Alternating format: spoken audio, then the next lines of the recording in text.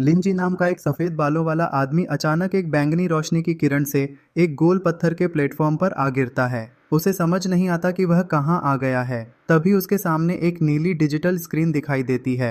वह स्क्रीन खुद को वानगु जूचियांग जोंगमेन सिस्टम बताती है और लिंजी के साथ बाइंड हो जाती है।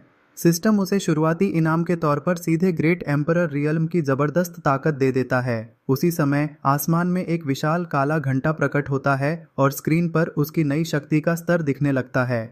लिंजी को एहसास होता है कि वह एक नई दुनिया में आ चुका है और उसकी ताकत सीधे सबसे ऊंचे स्तर तक पहुंच गई है। अपनी पुरानी कठिन से नौकरी वाली जिंदगी को याद करके वह सोचता है कि अब आराम से रिटायरमेंट की जिंदगी बिताएगा, लेकिन सिस्टम उसके सारे सपनों पर पानी फेर देता है। वह इस जगह का नाम कुनलुन सेक्ट रखता है और लिंजी को आदेश देता है कि आधे घंटे के अंदर एक सन ऑफ फॉर्च्यून को अपना पहला शिष्य बनाए। साथ ही चेतावनी भी देता है कि अगर मिशन फेल हुआ तो उसकी सारी ताकत छीन ली जाएगी और उसकी आत्मा भी नष्ट कर दी जाएगी। यह सुनकर लिंजी काफी परेशान हो जाता है। चारों तरफ सुनसान पहाड़ देखकर वह सोचता है कि आखिर यह खास इंसान मिलेगा कहाँ। तब वह अपनी एम्परर डिवाइन सेंस का इस्तेमाल करके पूरे इलाके को स्कैन करता है। कुछ ही पल में उसे अपना लक्ष्य मिल जाता है और वह सुनहरी रोशनी के साथ वहां से गायब हो जाता है।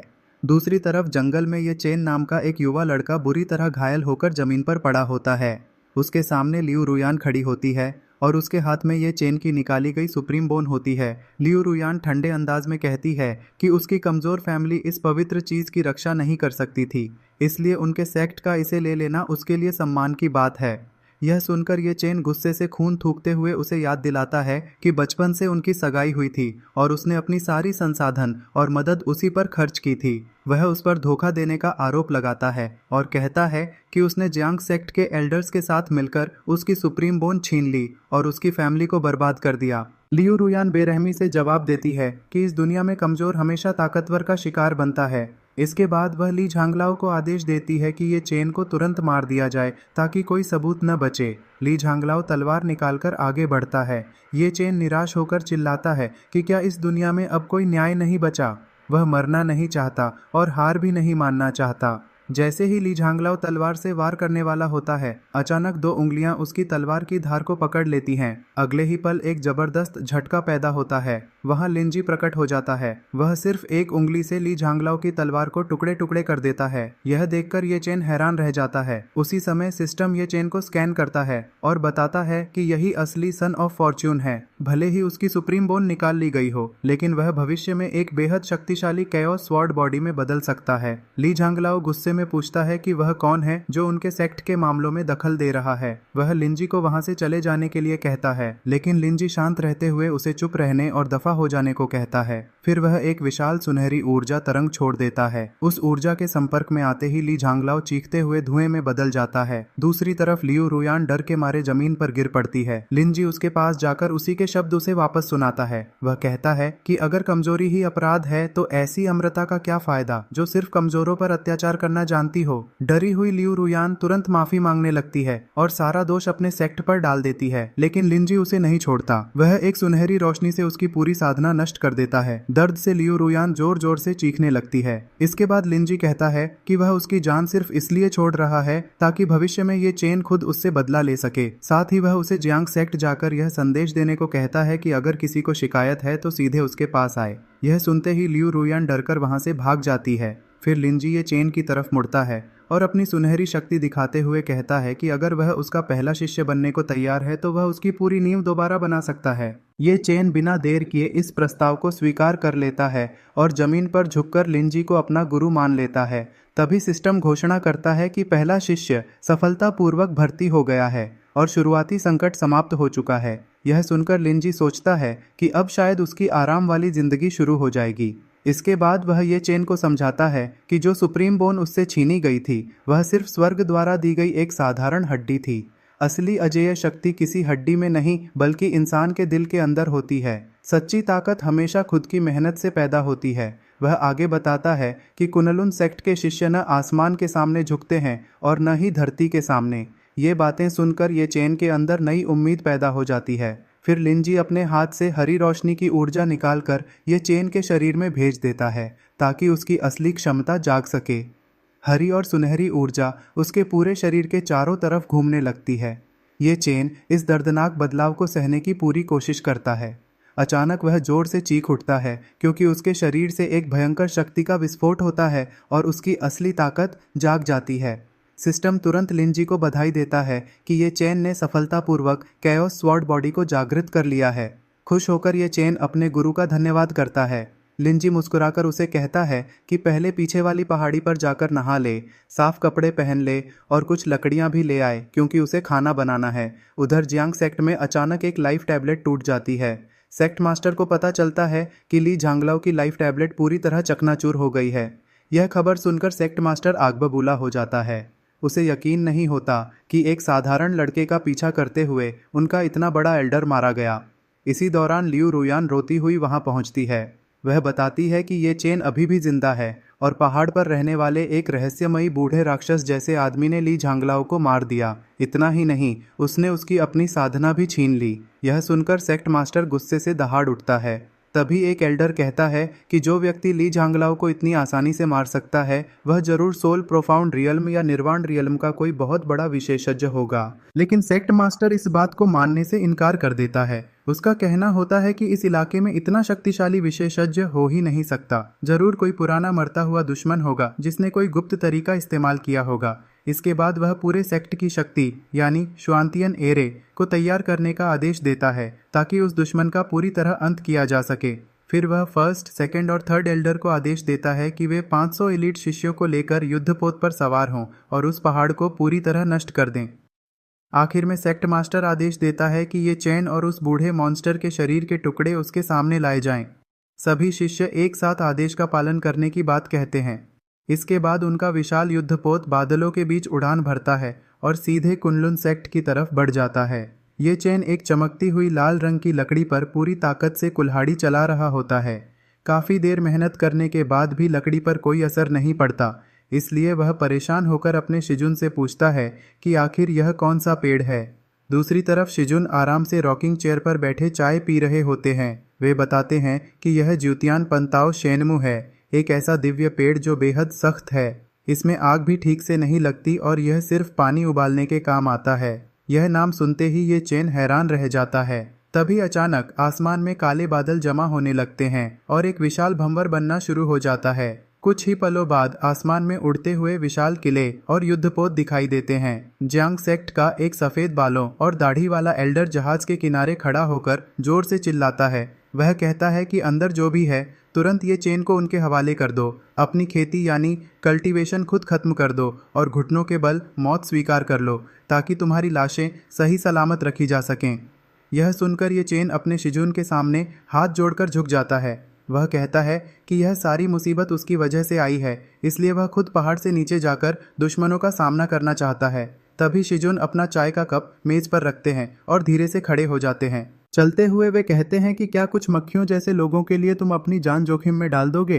वे बताते हैं कि कुनलुन सेक्ट के शिष्य महान प्रतिभाओं को दबाने और उनसे आगे निकलने के लिए होते हैं, न कि ऐसे कचरे पर समय बर्बाद करने के लिए। इसके बाद शिजुन लकड़ियों के ढेर के पास जाते हैं और वही फूलों वाली लकड़ी अपने हाथ में उठा लेते हैं। फिर वे उसमें अपनी सुनहरी शक्ति भर देते हैं। अगले ही पल वह साधारण लकड़ी एक बेहद सुंदर और चमकती हुई तलवार में बदल जाती है। शिजुन उसे ये चेन की तरफ फेंकते हुए कहते हैं, तलवार पकड़ो। ये चेन उस चमकती हुई तलवार को देखकर हैरान रह जाता है। तलवार से लगातार सुनहरी रोशनी निकल रही होती है। दूसरी तरफ शिजुन दोबारा अपनी रॉकिंग चेयर पर बैठ जाते हैं और कहते हैं कि बड़े शिष्य होने के नाते तुम्हें अपनी पहली लड़ाई शानदार तरीके से जीतनी चाहिए। फिर वे आंखें बंद करके कहते हैं कि किसी खास मार्शल तकनीक की जरूरत नहीं है, बस अपनी पूरी ताकत से एक वार करना। ये चेन तुरंत आदेश मानकर वहां से निकल जाता है। उधर जियांग सेक्ट का एल्डर उसे डरपोक समझता है और पूरे पहाड़ को मिटाने के लिए एक विशाल लाल रंग का जादुई घेरा सक्रिय कर देता है।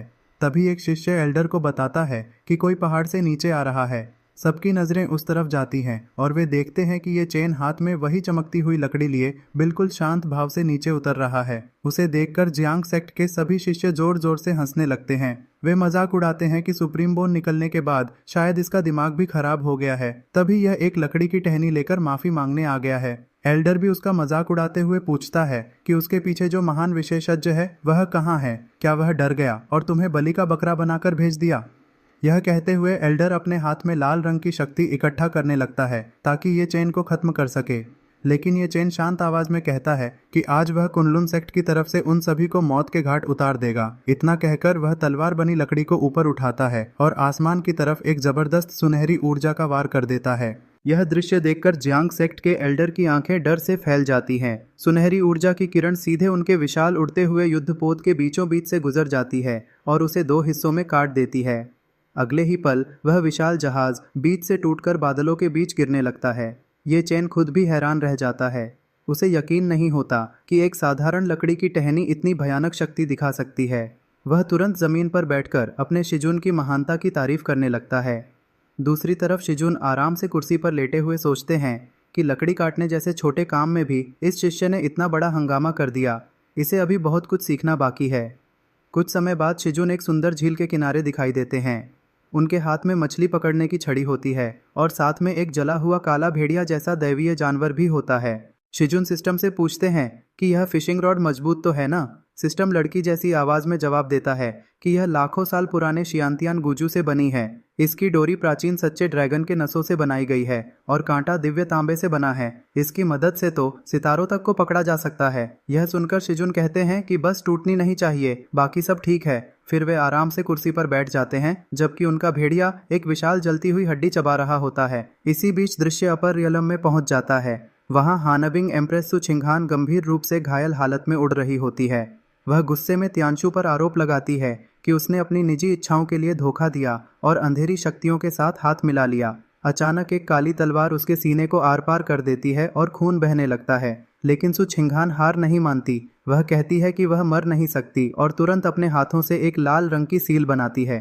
इसके बाद वह अपने सम्राट रक्त यानी एम्परर ब्लड का उपयोग करके अंतरिक्ष को तोड़ देती है और लाल रोशनी बनकर एक विशाल ब्रह्मांडीय भंवर के अंदर प्रवेश कर जाती है। उसी समय शिजुन की झील के ऊपर आसमान में दरार पड़ जाती है और लाल रोशनी की बारिश होने लगती है। शिजुन ऊपर देखते हैं और अगले ही पल एक नीली रोशनी सीधे झील में गिरती है जिससे पानी और खून का बड़ा विस्फोट होता है। शिजुन अफसोस करते हैं कि उनकी मछली भाग गई। फिर वे झील के किनारे जाते हैं जहां सु छिंगहान एक सुनहरे कमल के अंदर बेहोश तैर रही होती है। शिजुन उसके घाव देखकर कहते हैं कि अगर कोई और होता तो अब तक मर चुका होता। इसके बाद वे उसकी जान बचाने के लिए उसके माथे पर एक बूंद टपका देते हैं।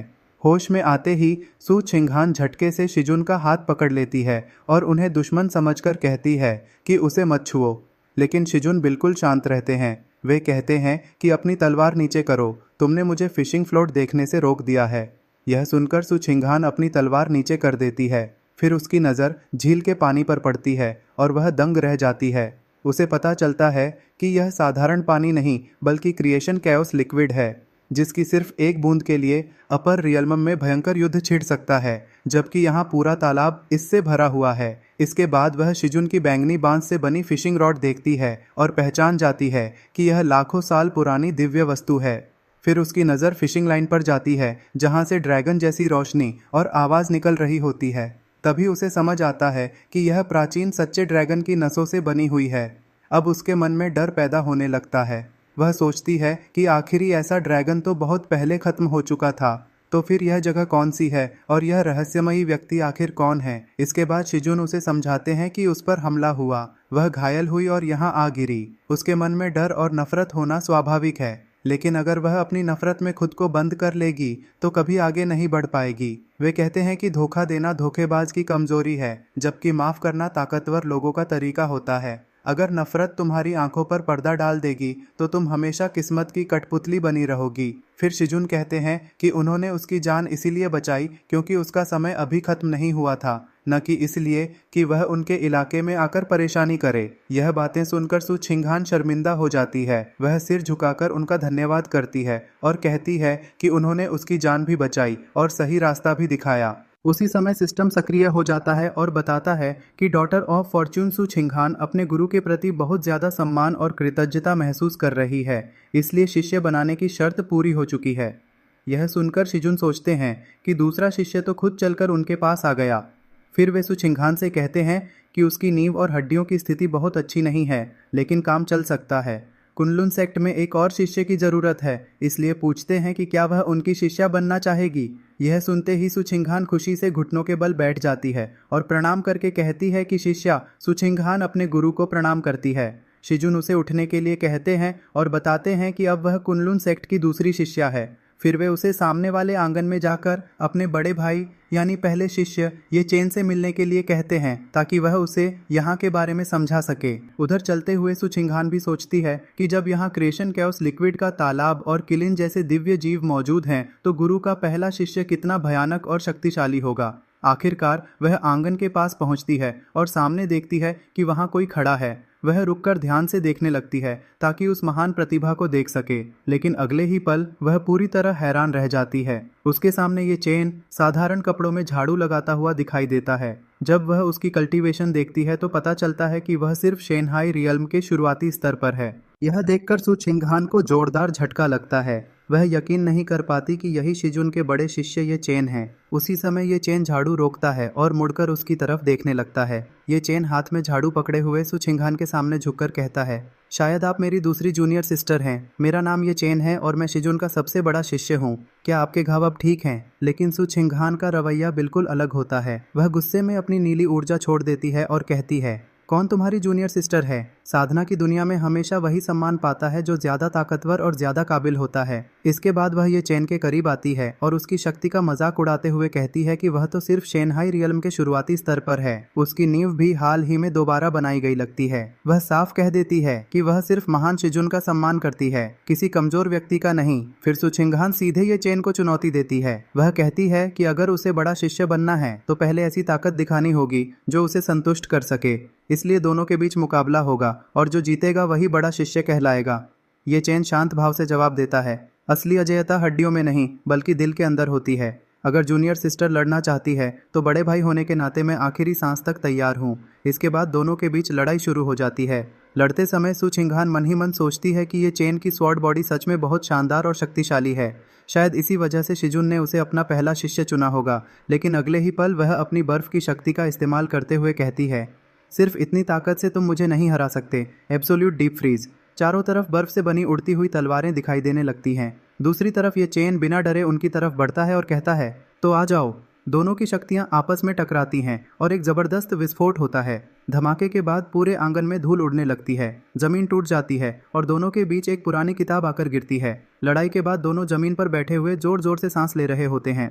उसी समय सेक्ट का बड़ा लकड़ी का दरवाजा खुलता है और सफेद बालों वाले शिजुन जम्हाई लेते हुए बाहर निकलते हैं। वे आसपास का हाल देखकर कहते हैं, क्या सुबह सुबह घर तोड़ने का इरादा है? शिजुन को देखते ही ये चेन और सु छिंगहान तुरंत घुटनों के बल बैठ जाते हैं और सम्मान से उन्हें प्रणाम करते हैं। लेकिन शिजुन नाराज होकर कहते हैं, क्या मैंने तुम्हें सेक्ट में इसलिए शामिल किया था कि तुम दोनों एक दूसरे को मारने लगो? सु छिंगहान जवाब देती है, शिजुन, साधना की दुनिया का नियम यही है कि ताकतवर जीतता है। अगर इनकी ताकत मुझसे कम है तो ये सबको कैसे संतुष्ट करेंगे? मैं तो सिर्फ नियमों के अनुसार काम कर रही थी।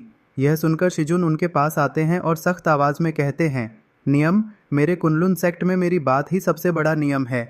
इसके बाद वे दोनों को बाहरी दुनिया की सच्चाई समझाते हैं।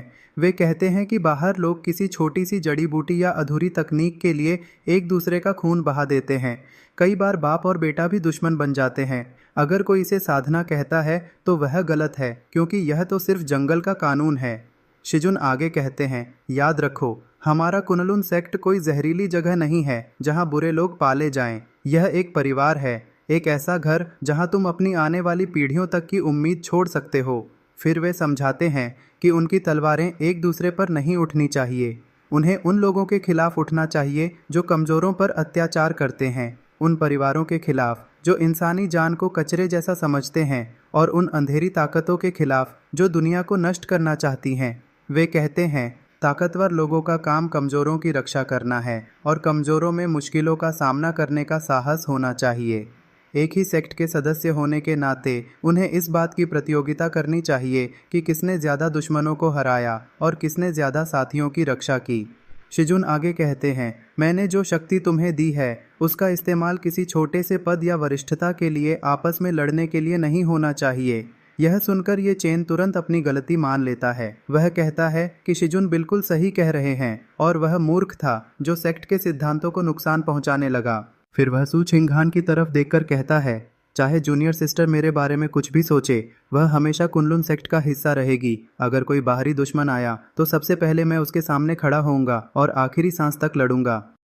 ये शब्द सुनकर सु छिंगहान भावुक हो जाती है। उसे अपना अतीत याद आता है जब तियांशु ने उसे धोखा दिया था। लेकिन यहाँ ये चेन एक ऐसे साथी के लिए भी जान देने को तैयार है जिसे वह अभी अभी मिला है। तभी उसे एहसास होता है कि असली ताकत अपने ही लोगों से लड़ने में नहीं बल्कि बाहरी दुश्मनों का सामना करने में होती है। वह सिर झुकाकर कहती है, शिजुन, मुझसे गलती हो गई।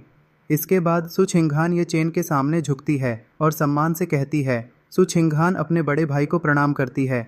अभी जो गलती हुई उसके लिए मैं माफ़ी चाहती हूँ। ये चैन मुस्कुराते हुए जवाब देता है, कोई बात नहीं, अब से हम एक ही परिवार का हिस्सा हैं। दोनों को समझाने के बाद शिजुन कहते हैं, ठीक है, अब जब गलती मान ली है तो पूरा आंगन साफ करो।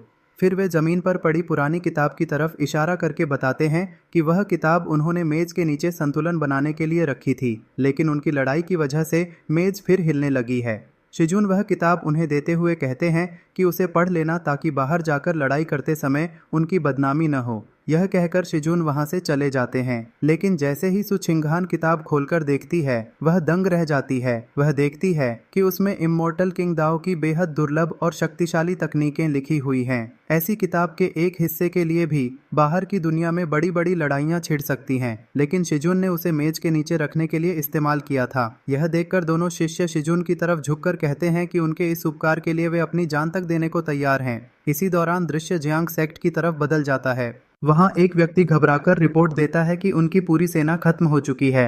ग्रेट एल्डर और बाकी सभी लोग मारे जा चुके हैं। यह सुनकर दूसरा व्यक्ति हैरान रह जाता है। वह कहता है कि यह असंभव है।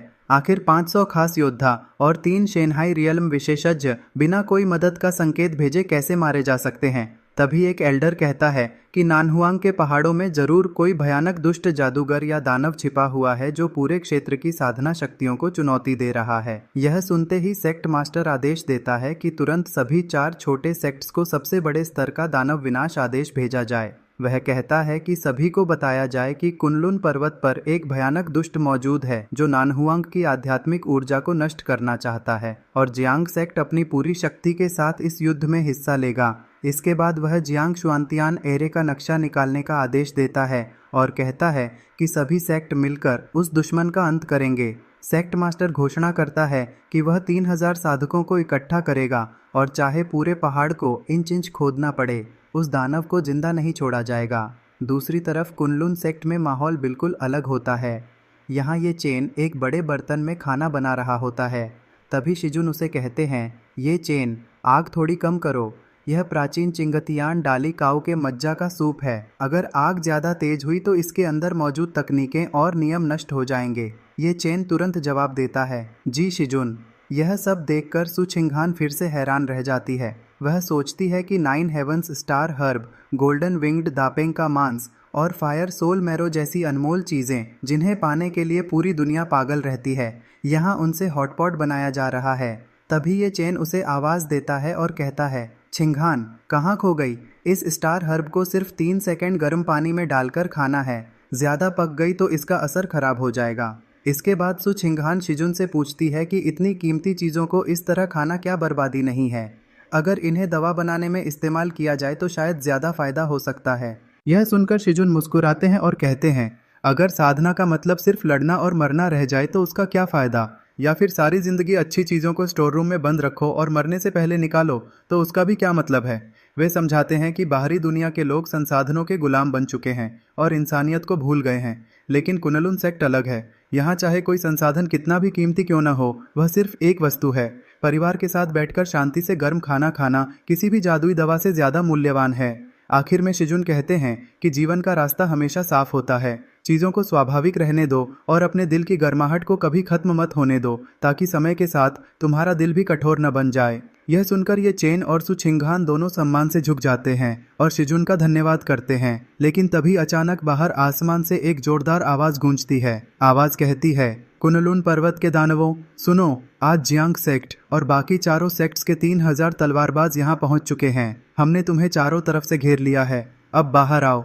कुनलुन सेक्ट के ऊपर अचानक एक बड़ा हमला शुरू हो जाता है। आसमान में उड़ता हुआ लाल बालों वाला एक दुश्मन जोर से चिल्लाता है और कहता है कि जो खजाना चुराया गया है उसे तुरंत उनके हवाले कर दिया जाए। इसके बाद वह अपनी जियांगशुआन ग्रेट फॉर्मेशन को सक्रिय करने का आदेश देता है। उधर कुनलुन सेक्ट में छिंग हान आराम से खाना खा रही होती है, लेकिन जैसे ही उसे बाहर की आवाज़ें सुनाई देती हैं वह गुस्से में अपनी बर्फ वाली जादुई तलवार निकाल लेती है। वह कहती है कि इन कीड़े मकोड़ों की इतनी हिम्मत कैसे हुई कि उन्होंने शिजुन के खाने में बाधा डाल दी। फिर वह ये चेन से कहती है कि वह शिजुन के लिए मांस भूनता रहे, जबकि वह जाकर उन सभी दुश्मनों का अंत करती है। लेकिन ये चेन उसे रोक देता है।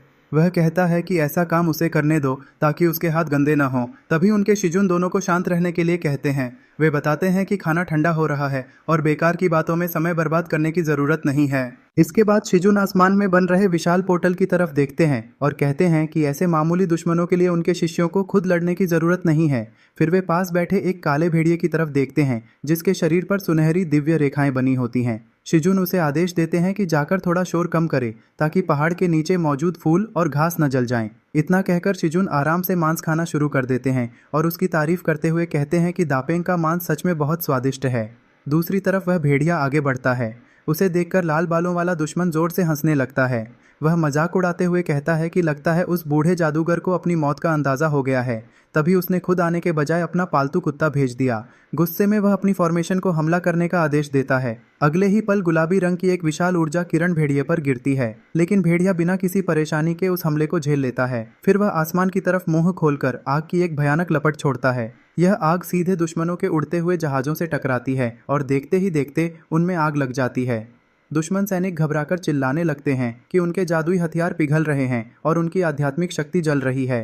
लाल बालों वाला नेता भी डर जाता है। वह भेड़िए से निकलने वाला दबाव महसूस करके समझ जाता है कि यह कोई साधारण जानवर नहीं बल्कि एक प्राचीन दिव्य पशु है। अब उसका सारा घमंड खत्म हो जाता है। वह डरकर दया की भीख मांगने लगता है और कहता है, सीनियर मेरी जान बख्श दीजिए। लेकिन अगले ही पल एक भयंकर विस्फोट होता है और पूरा दुश्मन दल पूरी तरह नष्ट हो जाता है। लड़ाई खत्म होने के बाद भेड़िया आराम से जम्हाई लेता है और जमीन पर लेट जाता है जैसे कुछ हुआ ही न हो।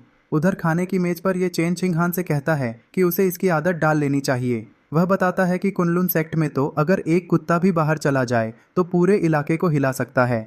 शिजुन दोनों को जल्दी खाना खत्म करने के लिए कहते हैं ताकि खाना ठंडा न हो जाए। खाने के बाद शिजुन अपनी आराम कुर्सी पर लेट जाते हैं और आंखें बंद कर लेते हैं। तभी उनके सामने सिस्टम की स्क्रीन दिखाई देती है। सिस्टम बताता है कि झोंगजो और नानहुआंग के बीच जल्द ही तियानहुआंग सीक्रेट रियल्म खुलने वाला है। साथ ही एक नया मुख्य मिशन भी मिलता है जिसका नाम है मिंगयांग तियानशा, यानी पूरी दुनिया में प्रसिद्ध होना। मिशन में बताया जाता है कि शिष्यों को सीक्रेट रियल्म में भेजकर वहां मौजूद प्राचीन देव अंडा हासिल करना होगा और कुनलुन सेक्ट का नाम रोशन करना होगा। सफलता मिलने पर 10,000 सेक्ट प्रतिष्ठा अंक और एक विशेष एरे अपग्रेड स्क्रॉल इनाम के रूप में मिलेगा।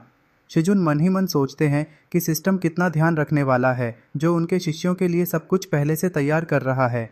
इसके बाद वे आंखें खोलते हैं और ये चेन तथा छिंग हान को बुलाते हैं। दोनों शिष्य रोशनी की किरणों की तरह आसमान से उतरते हैं और सम्मान के साथ शिजुन को प्रणाम करके पूछते हैं कि उनका क्या आदेश है। शिजुन चाय पीते हुए बताते हैं कि झोंगझो के पास तियानहुआंग सीक्रेट रियल्म खुलने वाला है। वहाँ एक प्राचीन पत्थर का अंडा मौजूद है जिसका संबंध कुनलुन सेक्ट से है, इसलिए वे दोनों को वहाँ जाकर उसे वापस लाने का आदेश देते हैं। साथ ही शिजुन उन्हें 3 महत्वपूर्ण नियम भी बताते हैं। पहला नियम यह है कि कभी भी कमज़ोर लोगों पर अत्याचार नहीं करना और निर्दोष लोगों की हत्या नहीं करनी। दूसरा नियम यह है कि अगर वहाँ कोई होली लैंड के लोग दूसरों का हक छीनने की कोशिश करें तो उनके पीछे कितना भी बड़ा समर्थन क्यों न हो, उन्हें सबक जरूर सिखाना। तीसरा नियम यह है कि अगर जीत ना सको तो पीछे हट जाना, और अगर पीछे हटना भी संभव न हो तो वह जेड स्लिप तोड़ देना जो उन्होंने दी है। इसके बाद शिजुन मुस्कुराकर कहते हैं, हम कुनलुन सेक्ट वाले किसी से झगड़ा शुरू नहीं करते, लेकिन किसी से डरते भी नहीं हैं। फिर वे आगे कहते हैं, अगर आसमान भी टूटकर गिर जाए तब भी तुम्हारा गुरु तुम्हारे साथ खड़ा रहेगा। यह सुनकर ये चेन भरोसे के साथ कहता है कि जो भी कुनलुन सेक्ट के रास्ते में आएगा वह जिंदा वापस नहीं जाएगा। छिंग हान भी वादा करती है कि वह सेक्ट की प्रतिष्ठा को कभी खराब नहीं होने देगी। इसके बाद शिजुन दोनों की सुरक्षा के लिए 2 दिव्य खजाने हवा में उछालते हैं। एक जेड तलवार ताबीज ये चेन के हाथ में पहुंच जाता है, जबकि एक नीला रत्न छिंग हान के माथे पर आकर लग जाता है। दोनों शिष्य तुरंत अपनी यात्रा पर निकल पड़ते हैं। कुछ समय बाद वे तियानहुआंग सीक्रेट रियल्म के प्रवेश द्वार पर पहुंचते हैं। वहां बड़ी संख्या में साधक मौजूद होते हैं, लेकिन एक विशाल जादुई अवरोध उन्हें अंदर जाने से रोक रहा होता है। उसी समय आसमान से सुनहरे रथ और बर्फीले कमल उतरते हैं। यह देखकर सभी समझ जाते हैं कि 3 महान होली लैंड के लोग पहुंच चुके हैं। भीड़ में मौजूद एक बुजुर्ग साधक गुस्से में पूछता है कि जब यह सीक्रेट रियल्म किसी की निजी संपत्ति नहीं है तो फिर उन्हें अंदर जाने से क्यों रोका जा रहा है। इस पर ग्वांगहान होली लैंड की एक महिला रक्षक आगे आती है और घमंड से कहती है कि क्योंकि यह झोंगझो है और यहाँ उनके नियम ही कानून हैं। वह सभी को धमकी देती है कि तुरंत वहां से चले जाएं, नहीं तो सभी को मार दिया जाएगा। इतना कहकर वह आम लोगों पर हमला करने के लिए आगे बढ़ती है, लेकिन तभी आसमान से एक शक्तिशाली हमला आता है और उसे पीछे धकेल देता है। सभी लोग मुड़कर देखते हैं तो वहाँ ये चेन और छिंगहान खड़े होते हैं। ये चेन पहले घायल लोगों की हालत पूछता है और फिर होली लैंड के लोगों की तरफ देखकर कहता है कि दुनिया की संपत्ति सभी की है और भाग्य हमेशा अच्छे लोगों का साथ देता है। वह उन्हें डाकुओं जैसा व्यवहार करने के लिए डांटता है और कहता है कि उन्होंने साधकों की प्रतिष्ठा को बदनाम कर दिया है। यह सुनकर होली लैंड की महिला रक्षक गुस्से से भर जाती है। वह अपने लोगों को आदेश देती है कि इस गांव के लड़के की आत्मा तक नष्ट कर दी जाए। तभी छिंगहान आगे बढ़कर ये चेन को रोकती है और कहती है कि ऐसे लोगों के लिए उन्हें अपनी तलवार उठाने की ज़रूरत नहीं है, वह खुद इनसे निपटेगी। इसके बाद छिंगहान अपनी बर्फ की दिव्य शक्ति का उपयोग करते हुए आगे बढ़ती है। वह एक शब्द बोलती है, घुटनों पर बैठ जाओ। उसकी आवाज के साथ ही सभी दुश्मन सैनिक जमीन में धंसते हुए घुटनों के बल गिर जाते हैं। यह देखकर होली लैंड की महिला पूरी तरह डर जाती है और पूछती है कि आखिर वे दोनों कौन हैं। वह अपनी पहचान बताकर उन्हें डराने की कोशिश करती है, लेकिन छिंगहान उसकी बात पूरी होने से पहले ही उसे एक जोरदार प्रहार से दूर फेंक देती है। फिर वह कहती है कि उसका मुंह बहुत खराब है, इसलिए वह उसके बड़ों की तरफ से उसे शिष्टाचार सिखा रही है। इसके बाद छिंगहान घोषणा करती है कि आज से इस सीक्रेट रियलम में हर कोई प्रवेश कर सकता है। वह सभी को चेतावनी देती है कि अगर किसी ने दोबारा रास्ता रोकने की कोशिश की तो उसका भी यही हाल होगा। यह सुनकर वहां मौजूद सभी साधक खुशी से झूम उठते हैं और कुनलुन सेक्ट के दोनों शिष्यों की जमकर तारीफ करते हैं। भीड़ तुरंत सीक्रेट रियल्म के अंदर दौड़ पड़ती है। दूसरी तरफ होली लैंड का बचा हुआ नेता अपने आदमी को आदेश देता है कि वह पता लगाए कि ये दोनों आखिर हैं कौन। कुछ देर बाद उसे खबर मिलती है कि तलवार चलाने वाला युवक नानहुआंग के कुनलुन सेक्ट का नाम ले रहा था। यह सुनकर नेता गुस्से से भर जाता है और कसम खाता है कि वह सीक्रेट रियल्म के अंदर उन दोनों को जिंदा नहीं छोड़ेगा। उधर ये चेन और छिंगहान सीक्रेट रियल्म के अंदर आगे बढ़ते रहते हैं और प्राचीन देव अंडे की तलाश करते हैं। अचानक छिंगहान को एक दिशा से बेहद पुरानी और शक्तिशाली जीवन ऊर्जा महसूस होती है। साथ ही उसे ड्रैगन जैसी आवाज भी सुनाई देती है। वह तुरंत समझ जाती है कि यही वह प्राचीन देव अंडा है जिसके बारे में शिजुन ने बताया था। दोनों बिना समय गंवाए उसी दिशा में बढ़ जाते हैं। इसी दौरान एक और जगह कुछ ताकतवर लोग घायल और कमजोर साधकों को जबरदस्ती आगे धकेल रहे होते हैं ताकि उन्हें दुश्मनों के खिलाफ ढाल की तरह इस्तेमाल किया जा सके। कंगलू शेंगजी मासूम कल्टीवेटर्स को जंजीरों से बांधकर उनकी असली शक्ति यानी बेन्युआन को खींच रहा होता है। एक घायल कल्टीवेटर गुस्से में उसे चेतावनी देता है कि उसे इसका बुरा अंजाम भुगतना पड़ेगा, लेकिन कंगलू शेंगजी हंसते हुए कहता है कि आखिर में जीतने वाला ही सही माना जाता है। इसके बाद वह उन लोगों को कीड़े मकोड़े कहकर उनका मजाक उड़ाता है और बताता है कि उनकी ऊर्जा की मदद से वह एक टाइगू शिक्सियोंग नाम के प्राचीन पत्थर जैसे जीव को जगाने वाला है। वह अपनी फॉर्मेशन की ताकत और बढ़ा देता है जिससे सारी ऊर्जा एक विशाल पत्थर के अंडे में जमा होने लगती है। तभी एक जोरदार धमाका होता है और आसपास मौजूद कल्टीवेटर्स घायल होकर जमीन पर गिर जाते हैं। उसी समय कंगलू शेंगजी को किसी के आने का एहसास होता है और वह सतर्क होकर चिल्लाता है कि वहाँ कौन है। अचानक आसमान से ये चेन और उसकी सुनहरी नीली आंखों वाली शिमेई नीचे उतरते हैं। जमीन पर पहुंचते ही ये चेन ठंडे लेकिन गंभीर अंदाज में कहता है कि वह उसे मारने आया है। ये चेन बताता है कि उसके शिजुन ने उसे सिखाया है कि एक सच्चा कल्टीवेटर कभी आसमान और धरती के सामने नहीं झुकता बल्कि कमज़ोर लोगों की रक्षा करता है। वह शेंगदी के उन लोगों पर बेहद नाराज होता है जो धर्म और न्याय का दिखावा करते हैं। वह गुस्से में कहता है कि ये लोग शेंगदी का नाम लेकर अपने ही भाइयों का खून बहा रहे हैं। इतना कहकर वह अपनी चमकती हुई सुनहरी तलवार निकालता है और न्याय करने का ऐलान कर देता है।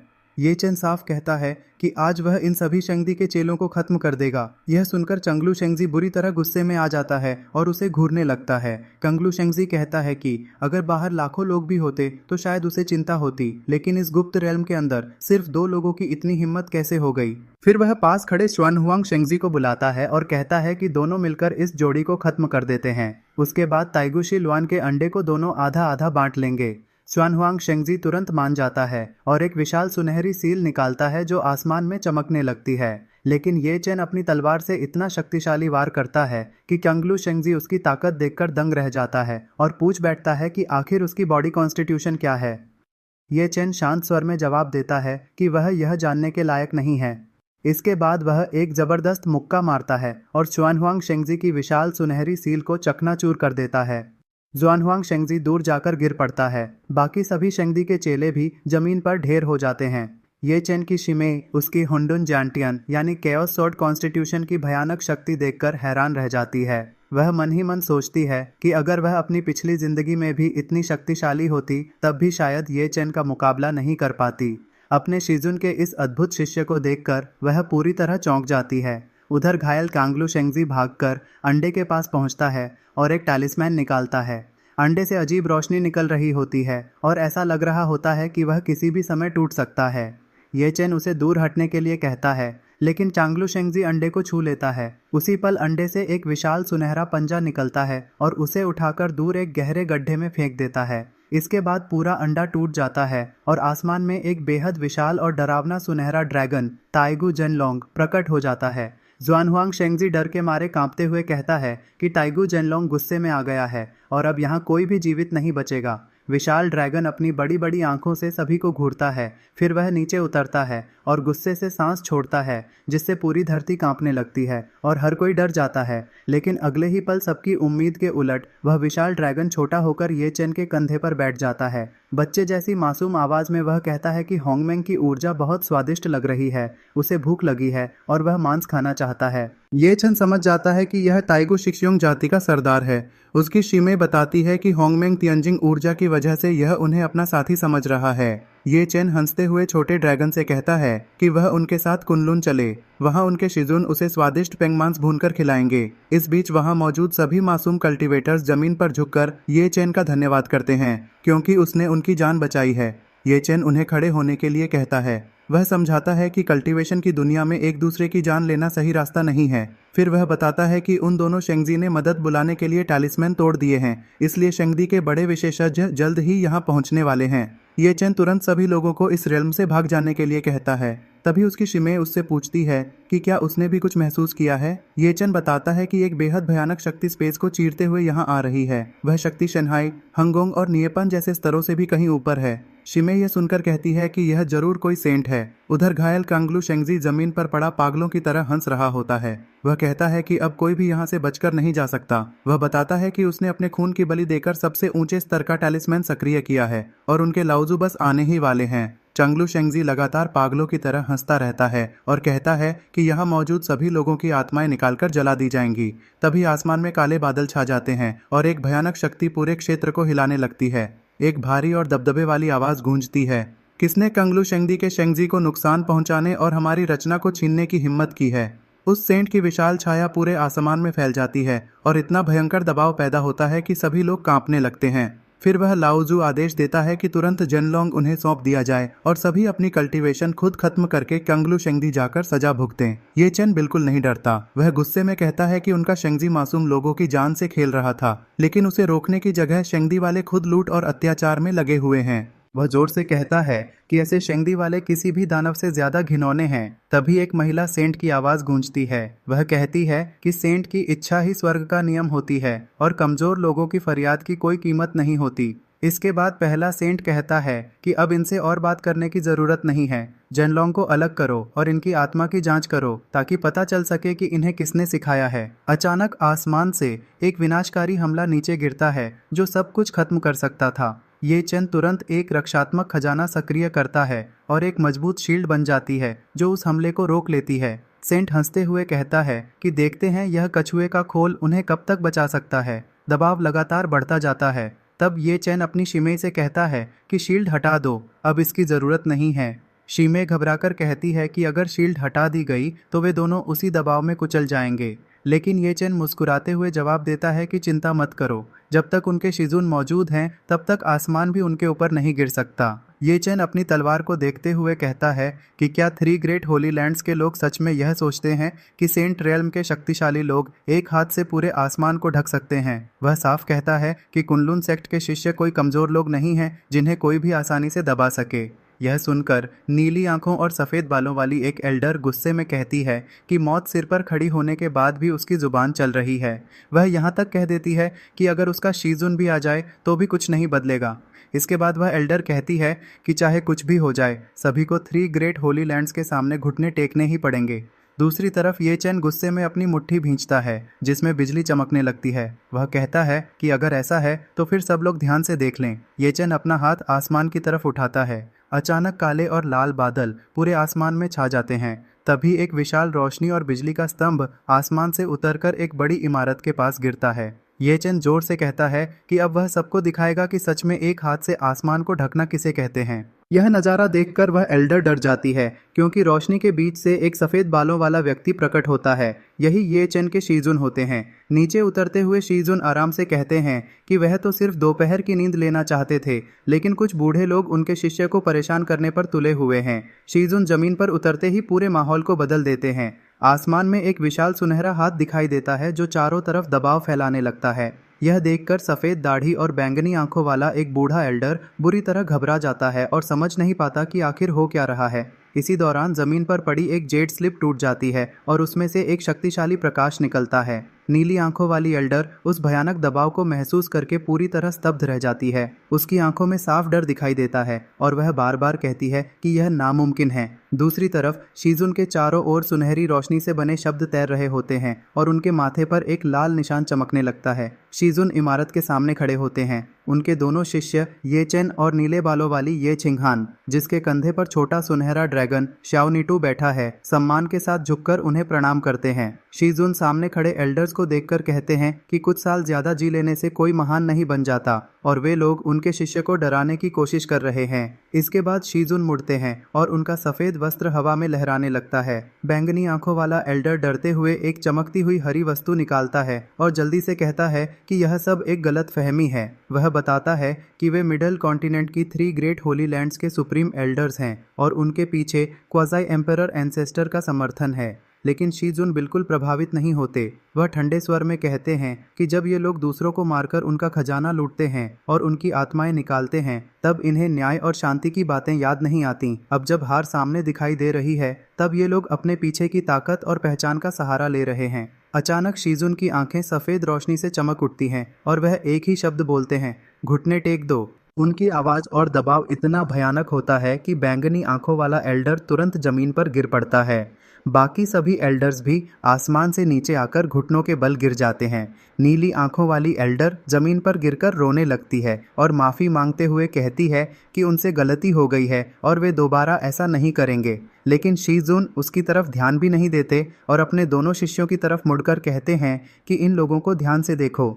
शीजुन अपने शिष्यों के पास आते हैं और समझाते हैं कि अगर इन लोगों की कल्टीवेशन की शक्ति छीन ली जाए तो ये मौत के सामने एक चींटी से भी ज़्यादा कमज़ोर और दयनीय हैं। वह कहते हैं कि उनकी यह बात हमेशा याद रखनी चाहिए। इसके बाद शीजुन एक महत्वपूर्ण सीख देते हैं। वह कहते हैं कि असली ताकतवर इंसान वही होता है जो दुनिया की बुराइयों को देखने के बाद भी कमज़ोरों की रक्षा के लिए अपनी तलवार उठाए। जो अपने दिल के न्याय और सिद्धांतों पर कायम रहे वही सच्चा कल्टीवेटर कहलाता है। अगर ताकत पाने के लिए कोई अपनी इंसानियत और सम्मान खो दे तो चाहे वह कितना भी ऊंचे स्तर पर पहुंच जाए, आखिर में वह सिर्फ एक दुखद दानव बनकर रह जाता है। शीजुन गंभीर नज़रों से दोनों को देखते हुए कहते हैं कि उनकी तलवार हमेशा उन लोगों के खिलाफ उठनी चाहिए जो अपनी ताकत के घमंड में दूसरों को दबाते हैं, न कि उन कमज़ोर लोगों के खिलाफ जो अपना बचाव भी नहीं कर सकते। फिर वह पूछते हैं कि क्या वे यह बात समझ गए हैं।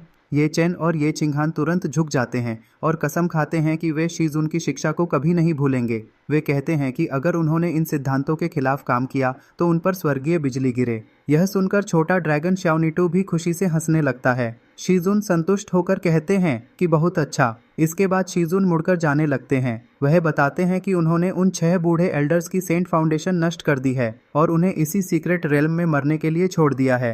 फिर वह अपने शिष्यों से कहते हैं कि श्याओ नीटू को लेकर पहाड़ पर वापस चलो, अब खाने का समय हो गया है। इतना कहकर शीजुन रोशनी की चमक के साथ वहां से गायब हो जाते हैं। पीछे हार चुके एल्डर्स असहाय होकर बैठे रह जाते हैं, जबकि ये चैन, ये चिंगहान और श्याओ नीटू वापस लौटने लगते हैं। इसके बाद दृश्य मिडिल कॉन्टिनेंट की कैंगलो होली लैंड के एंसेस्ट्रल कोर्ट में पहुंचता है। वहां आसमान में तैरते पहाड़, झरने और एक विशाल बर्फ का महल दिखाई देता है। महल के अंदर कई शक्तिशाली लोग मौजूद हैं और बीच में बैठा एक व्यक्ति गुस्से में अपना मुक्का जमीन पर मारता है। यह व्यक्ति कैंगलुओ होली मास्टर होता है। वह अपने सिंहासन से खड़ा होता है और उसके शरीर से लाल और नारंगी आग जैसी ऊर्जा निकलने लगती है। सामने एक घायल एल्डर पड़ा होता है जिसके हाथ से खून बह रहा है। होली मास्टर गुस्से में चिल्लाता है कि सदर्न वेस्टलैंड और कुनलुन पैलेस ने हद कर दी है। तभी बैंगनी वस्त्र पहने एक एल्डर कहता है कि कुनलुन वालों ने उनके उत्तराधिकारी को बर्बाद कर दिया और उनकी नींव तोड़ दी। यह सीधे उनकी होली लैंड की प्रतिष्ठा पर हमला है। घायल एल्डर कांपते हुए होली मास्टर को संबोधित करने की कोशिश करता है। वह एल्डर बताता है कि सफ़ेद बालों वाला शीजुन बेहद रहस्यमय और समझ से परे है। उसके अनुसार वह शायद एक क्वाजी एम्परर हो सकता है, लेकिन यह सुनते ही कैंगलो होली मास्टर गुस्से में उसे चुप रहने का आदेश देता है। होली मास्टर कहता है कि एल्डर डर गया है और इसी वजह से गलत सोच रहा है। वह समझाता है कि पिछले 1 लाख सालों से हेवनली डाओ अधूरा है, इसलिए किसी पूर्ण क्वाजी एम्परर का अस्तित्व संभव ही नहीं है। ग्रेट एम्परर रेल्म की बात तो उससे भी बहुत दूर है। इसके बाद एक और एल्डर बोलता है कि होली मास्टर बिल्कुल सही कह रहे हैं। उसने पुराने ग्रंथों का अध्ययन किया है और उसके अनुसार शी जून की दिखाई गई शक्ति उसकी खुद की असली शक्ति नहीं थी। एक महिला एल्डर भी अपनी राय देती है। वह कहती है कि सदर्न वेस्टलैंड की स्पिरिचुअल एनर्जी लगभग खत्म हो चुकी है, इसलिए वहां इतना शक्तिशाली व्यक्ति होना संभव नहीं है। उसके अनुसार शीजुन ने कहीं से कोई क्वाजी एम्परर वेपन हासिल कर लिया होगा और उसी की शक्ति दिखा रहा है। वह यह भी कहती है कि अगर वह सच में क्वाजी एम्परर होता तो अब तक 3000 डाओ डोमेन्स जीत चुका होता और किसी टूटे हुए पहाड़ पर नहीं रह रहा होता। यह सुनकर सभी एल्डर्स एक राय पर पहुंचते हैं कि शीजुन सिर्फ उन्हें डराने की कोशिश कर रहा है ताकि पुराना खजाना अकेले अपने पास रख सके। इसके बाद कैंगलो होली मास्टर अगला आदेश देने के लिए खड़ा हो जाता है। वह अपना हाथ उठाकर घोषणा करता है कि तुरंत सबसे ऊंचे स्तर का डीमन एक्सटर्मिनेशन ऑर्डर जारी किया जाए। वह कहता है कि कुनलुन सेक्ट ने डिमोनिक पाथ के साथ मिलकर होली लैंड्स के लोगों को नुकसान पहुंचाया है, इसलिए 3 ग्रेट होली लैंड्स मिलकर इस बुराई का अंत करेंगी। इसके बाद होली मास्टर सेना जुटाने का आदेश देता है। वह कहता है कि 1 लाख शेन्हाई रेल्म एक्सपर्ट्स को इकट्ठा किया जाए, 12 ग्रेट सेंट एल्डर्स को जगाया जाए और सेक्ट का सबसे शक्तिशाली अल्टीमेट इंपीरियल वेपन भी तैयार किया जाए। आखिर में वह चेतावनी देता है कि जो भी होली लैंड को चुनौती देगा उसकी पूरी वंश परंपरा मिटा दी जाएगी और किसी को भी जीवित नहीं छोड़ा जाएगा। इसके बाद महल और उसके आसपास का दृश्य दिखाया जाता है, जहां काले बादल और डरावनी ऊर्जा पूरे क्षेत्र को ढक रही होती है। दूसरी तरफ कुनलुन सेक्ट में शीजुन आराम से बैठकर खाना खा रहे होते हैं। उनके सामने ये चेन, ये चिंगहान और छोटा ड्रैगन श्याओ नीटू मौजूद होते हैं। तभी शीजुन अचानक गुस्से में चिल्लाते हैं और कहते हैं कि सब रुक जाओ। वह दोनों को डांटते हुए कहते हैं कि अगर उन्होंने फिर से उनका सब्जियों वाला बगीचा खराब किया तो वह उन्हें पकाकर खा जाएंगे। इसके बाद वह उन्हें कोने में खड़े होकर अपनी गलती पर सोचने का आदेश देते हैं। यह सुनकर श्याओ नीटू उदास होकर रोने लगता है और चुपचाप कोने में चला जाता है। शिजुन परेशान होकर खाने की तरफ देखते हैं। फिर वह नाराज होकर पूछते हैं कि ये दोनों आखिर क्या उठा लाए हैं जो मरे हुए कुत्ते से भी ज्यादा खाता है। ये चंद सम्मान के साथ जवाब देता है कि श्याओ नीटू अभी छोटा है और बढ़ रहा है, इसलिए ज्यादा खाता है। इसके बाद ये चेन एक महत्वपूर्ण खबर देता है। वह बताता है कि मिडिल कॉन्टिनेंट की 3 ग्रेट होली लैंड्स ने डीमन एक्सटर्मिनेशन ऑर्डर जारी कर दिया है और कुनलुन सेक्ट को डिमोनिक पाथ का साथी घोषित कर दिया है। 1 लाख सैनिक और 12 ग्रेट सेंट्स उनकी तरफ बढ़ रहे हैं। ये चिंगहान भी बताती है कि उन्होंने बाकी शक्तियों को भी बुलाया है ताकि कुनलुन सेक्ट को हराकर अपनी ताकत का प्रदर्शन कर सकें। लेकिन शीजुन बिल्कुल भी चिंतित नहीं होते। वह आराम से अपने कटोरे से एक घूंट लेते हैं और मुस्कुराकर कहते हैं, 1 लाख सैनिक और 12 ग्रेट सेंट्स, बस इतना ही? फिर वह हंसते हुए कहते हैं कि उन्हें लगा था दुश्मन अपने कब्रों में छिपे पुराने एंसेस्टर्स को भी बाहर निकालेंगे, लेकिन उनकी तैयारी उम्मीद से काफ़ी छोटी है। इसके बाद शीजुन खड़े होकर कहते हैं कि हेवनली डाओ के अपने नियम हैं। अगर दुश्मन सेना लेकर आना चाहता है तो उन्हें ऐसा सबक मिलेगा जिसे वे कभी नहीं भूल पाएंगे। वह आदेश देते हैं कि मुख्य द्वार खोल दिया जाए और पूरे आंगन की अच्छी तरह सफाई की जाए। ये चेन हैरान होकर पूछता है कि इतनी बड़ी सेना आने वाली है तो क्या माउंटेन डिफेंस अरे सक्रिय नहीं करना चाहिए? लेकिन शीजुन हंसते हुए कहते हैं कि कुनलुन सेक्ट हमेशा खुला और सीधा रास्ता अपनाता है। वे मेहमानों के लिए कभी दरवाजे बंद नहीं करते। फिर वह मजाकिया अंदाज में कहते हैं कि जब लोग इतनी दूर मरने के लिए आ रहे हैं तो उन्हें दफनाने की जगह भी मिलनी चाहिए। वह आदेश देते हैं कि फर्श साफ करो, चाय तैयार रखो और जब मेहमान पहुंचे तो वह उन्हें एक नई सोड टेक्निक सिखाएंगे। दोनों शिष्य तुरंत झुककर कहते हैं, जी शीजुन। पास में खड़ा श्याओनिटो भी उन्हें देखता रहता है। इसके बाद आसमान में उड़ती हुई विशाल युद्ध नौकाएं और अनगिनत सैनिकों की सेना कुनलुन माउंटेन्स की तरफ बढ़ती दिखाई देती है। आखिर में वह विशाल सेना कुनलुन सेक्ट के बाहर पहुंच जाती है। वहां मौजूद एक एल्डर जोर से चिल्लाता है, जल्दी देखो, सामने वही कुनलुन सेक्ट है। और इसी के साथ पता चलता है कि वह टांगलुओ होली लैंड और कांगलुओ होली लैंड का सुप्रीम एल्डर है। 3 ग्रेट होली लैंड्स की विशाल सेना कुनलुन सेक्ट के बाहर पहुंच चुकी होती है। एक सफेद बालों और दाढ़ी वाला शेंगजू बैंगनी कपड़ों में एक बड़े जादुई पोर्टल के सामने खड़ा होकर सबको धमकी देता है। वह कहता है कि कुनलुन सेक्ट के लोगों ने होली लैंड के शिष्यों को मार डाला है और इसकी सजा सिर्फ मौत है। वह आगे कहता है कि अगर वे अभी घुटने टेक दें और टाइगू जनलोंग यानी एंशिएंट ट्रू ड्रैगन को उनके हवाले कर दें तो वह कम से कम उनकी लाशों को सुरक्षित छोड़ देगा। इसी दौरान नीचे एक व्यक्ति आराम से झाड़ू लगाकर आंगन साफ करता दिखाई देता है। तभी ये चेन सामने आता है। वह कहता है कि उसके मास्टर ने उसे सिर्फ जमीन की धूल साफ करना नहीं सिखाया बल्कि इंसान के दिल की गंदगी साफ करना भी सिखाया है। वह सोचता था कि हजारों साल जीने वाले इन लोगों के दिलों में कुछ न्याय और इंसानियत जरूर होगी, लेकिन ये चेन कहता है कि इन लोगों के दिल लालच और घमंड के कीचड़ में डूब चुके हैं। अगर इन्हें ट्रू ड्रैगन और विरासत चाहिए तो फिर झूठे बहाने और नकली न्याय का नाटक क्यों कर रहे हैं? इसके बाद ये चेन पूरे आंगन में खड़े होकर दुश्मनों को ललकारता है। वह कहता है कि चोर हमेशा चोर ही रहता है, चाहे वह होली लैंड का चोगा ही क्यों न पहन ले। फिर वह कुनलुन सेक्ट के दरवाजे की तरफ इशारा करके कहता है कि रास्ता सामने है, लेकिन जो भी आगे बढ़ेगा उसे अपनी जान की कीमत चुकानी पड़ेगी। यह सुनकर सभी लोग हैरान रह जाते हैं। एक साधारण शेन्हाई रेल्म का लड़का सीधे 12 ग्रेट सेंट्स को चोर कह रहा होता है। तभी सुनहरी रोशनी में उड़ता हुआ एक भूरे बालों वाला शक्तिशाली व्यक्ति सामने आता है और गुस्से में ये चेन को मौत की धमकी देता है। वह तुरंत अपनी वैनगार्ड आर्मी को आदेश देता है कि इस पूरे आंगन को तबाह कर दिया जाए और दोनों युवाओं को खत्म कर दिया जाए। उसके आदेश के साथ ही चमकती तलवारों से लैस विशाल सेना आगे बढ़ने लगती है। ये चेन के साथ उसकी खूबसूरत शिमे भी खड़ी होती है। वह कहती है कि मास्टर आराम कर रहे हैं और इन मक्खियों को शोर मचाने की इजाजत नहीं दी जा सकती। तभी आसमान में एक विशाल जादुई चक्र दिखाई देने लगता है। ये चेन कहता है कि उन्होंने अभी अभी इस आंगन को साफ किया है और वह इसे गंदा नहीं होने देगा। इसके बाद वह अपनी केओस सोर्ड बॉडी और ग्रेट यान होंगमेंग सोर्ड अरे को सक्रिय कर देता है। अचानक जमीन से एक विशाल चांदी की तलवार निकलती है और सीधे आसमान की तरफ उठ जाती है। वह तलवार बादलों के बीच भयंकर तूफान पैदा कर देती है। फिर उससे हजारों छोटी छोटी तलवारें निकलती हैं जो दुश्मन सेना पर बरसने लगती हैं। देखते ही देखते उनकी ढालें और हथियार टूटने लगते हैं। उधर नीले बालों वाली शिमे अपनी शक्तिशाली तकनीक आइस सील 10,000 माइल्स का इस्तेमाल करती है। एक ही पल में बड़ी संख्या में सैनिक हवा में ही बर्फ बनकर जम जाते हैं। इसी समय आसमान में ड्रैगन के आकार जैसा एक विशाल उड़ता हुआ युद्धपोत भी दिखाई देता है। यह देखकर दुश्मन पक्ष की एक महिला आदेश देती है कि लॉ एनफोर्समेंट हॉल के लोग तियनलुओ दिवांग अरे बनाकर उन दोनों को दबा दें। तभी एक विशाल काला भेड़िया जिसके पूरे शरीर पर आग जल रही होती है दीवार तोड़कर बाहर निकलता है और जोरदार दहाड़ लगाता है। इसके तुरंत बाद छोटा सुनहरा ड्रैगन शाओनिटो उड़कर आता है। वह अपनी चमकदार ऊर्जा की किरण छोड़ता है और दुश्मनों का जादुई चक्र पल भर में तोड़ देता है। इसके बाद वह खुशी खुशी वहां खेलना शुरू कर देता है। दूर से यह सब देख रहे लोग पूरी तरह हैरान हो जाते हैं। उन्हें पता चलता है कि यहाँ प्योर ब्लडेड किलिन और टाइगू जेनलोंग का बच्चा भी मौजूद है। सभी सोचने लगते हैं कि आखिर कुनलुन सेक्ट है क्या। अपनी सेना की लगातार हार देखकर शेंगजू गुस्से में उन्हें पीछे हटने का आदेश देता है। इसके बाद वह घोषणा करता है कि अब किसी नियम या कानून की जरूरत नहीं है। सभी 12 ग्रेट सेंट्स मिलकर ग्रेट सेंट एब्सोल्यूट किल अरे बनाएंगे। पहले इन बच्चों और दिव्य जीवों को खत्म किया जाएगा, फिर अंदर मौजूद उस रहस्यमय बूढ़े मास्टर से निपटा जाएगा।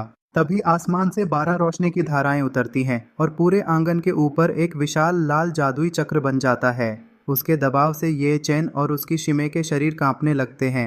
काला भेड़िया और छोटा सुनहरा ड्रैगन भी उस दबाव में फंस जाते हैं। शिमे के मुंह से खून निकलने लगता है और वह कहती है कि ताकत का अंतर बहुत ज्यादा है, वे इसे रोक नहीं पाएंगे। लेकिन ये चैन हार नहीं मानता। वह पूरी ताकत से खड़ा होता है और कहता है कि चाहे कुछ भी हो जाए, उन्हें इसे रोकना ही होगा। मास्टर ने सिखाया है कि ताकतवर लोगों का कर्तव्य कमजोरों की रक्षा करना है। इसके बाद ये चैन लाल रोशनी के बीच सीधा खड़ा होकर घोषणा करता है कि जब तक वह जिंदा है, कोई भी इस दरवाजे के अंदर कदम नहीं रख सकता। उसी समय दरवाजे के बाहर रखी एक लकड़ी की झूलने वाली कुर्सी धीरे धीरे हिलने लगती है। हवा में पत्ते उड़ते हैं और एक शांत आवाज सुनाई देती है। वह आवाज ये चैन से कहती है कि तलवार चलाने वाले का कभी न झुकना अच्छी बात है, लेकिन अपनी ताकत का सही इस्तेमाल न जानना सिर्फ मूर्खता भरी बहादुरी है। अब कैमरा उस कुर्सी की तरफ जाता है जहां मास्टर आराम से बैठकर चाय पी रहे होते हैं। वह कहते हैं कि उन्होंने होंगमेंग जाओ हुआ हेवनली स्क्रिप्चर इसलिए नहीं सिखाई थी कि उनके शिष्य हर लड़ाई में अपनी जान दांव पर लगा दें। वह बताते हैं कि असली रास्ता इससे कहीं आसान है और फिर अपनी एक विशेष तकनीक flick to cover the sky दिखाने का फैसला करते हैं। मास्टर अपनी उंगली से बस एक हल्का सा इशारा करते हैं। उस छोटे से इशारे से हवा में एक विशाल ऊर्जा तरंग पैदा हो जाती है। अगले ही पल वह ऊर्जा तरंग दुश्मनों के बनाए हुए विशाल लाल जादुई चक्र को एक झटके में चकनाचूर कर देती है। उल्टे झटके की ताकत इतनी भयानक होती है कि सभी 12 ग्रेट सेंट्स दूर जा गिरते हैं और उनके मुंह से खून निकल आता है। यह देखकर हर कोई स्तब्ध रह जाता है।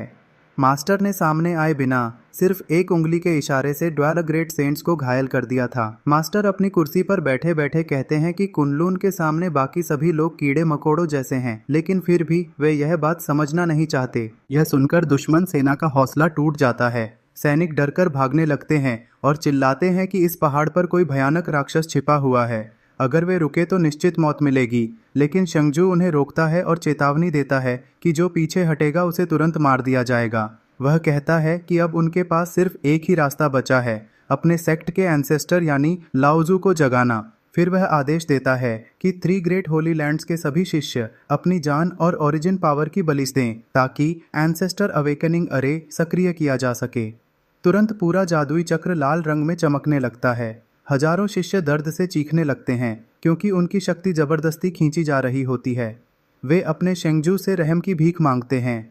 उनसे छीनी गई सारी शक्ति आसमान में एक विशाल तूफानी ऊर्जा चक्र में बदल जाती है। यह देखकर ये चैन गुस्से में कहता है कि एक चीता भी अपने बच्चों को नहीं खाता, लेकिन ये शेंगजू जानवरों से भी बदतर हैं। शिमेई दुखी होकर कहती है कि होली लैंड्स में हमेशा से ऐसे हालात रहे हैं और यह पूरी दुनिया पहले ही अंदर से सड़ चुकी है। इसी बीच दुश्मन पक्ष के लोग अपने लाओजू के आगमन का स्वागत करने लगते हैं। काले बादलों के बीच से एक विशाल सफेद बालों और लाल आंखों वाला डरावना बुजुर्ग प्रकट होता है। लाओजू भारी आवाज में पूछता है कि आखिर किसने उसे 30,000 साल बाद जबरदस्ती जगा दिया।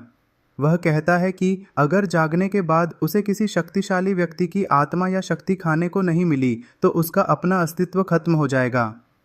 शंगजू तुरंत हवा में घुटने टेक देता है और बताता है कि पहाड़ पर रहने वाले एक रहस्यमय मास्टर ने उनके ग्रेट सेंट्स को हरा दिया है और ट्रू ड्रैगन भी छीन लिया है। वह लाओजू से उस व्यक्ति को खत्म करने की विनती करता है। यह सुनकर लाओजू जोर जोर से हंसने लगता है। वह सोचता है कि ट्रू ड्रैगन की शक्ति मिल जाए तो वह फिर से अपने पुराने शिखर पर लौट सकता है और शायद फ्लॉलेस ग्रेट एम्परर के स्तर तक भी पहुंच सकता है। फिर वह नीचे देखकर धमकी देता है कि जो भी वहां छिपा है तुरंत ट्रू ड्रैगन और अपनी सारी शक्ति उसके हवाले कर दे।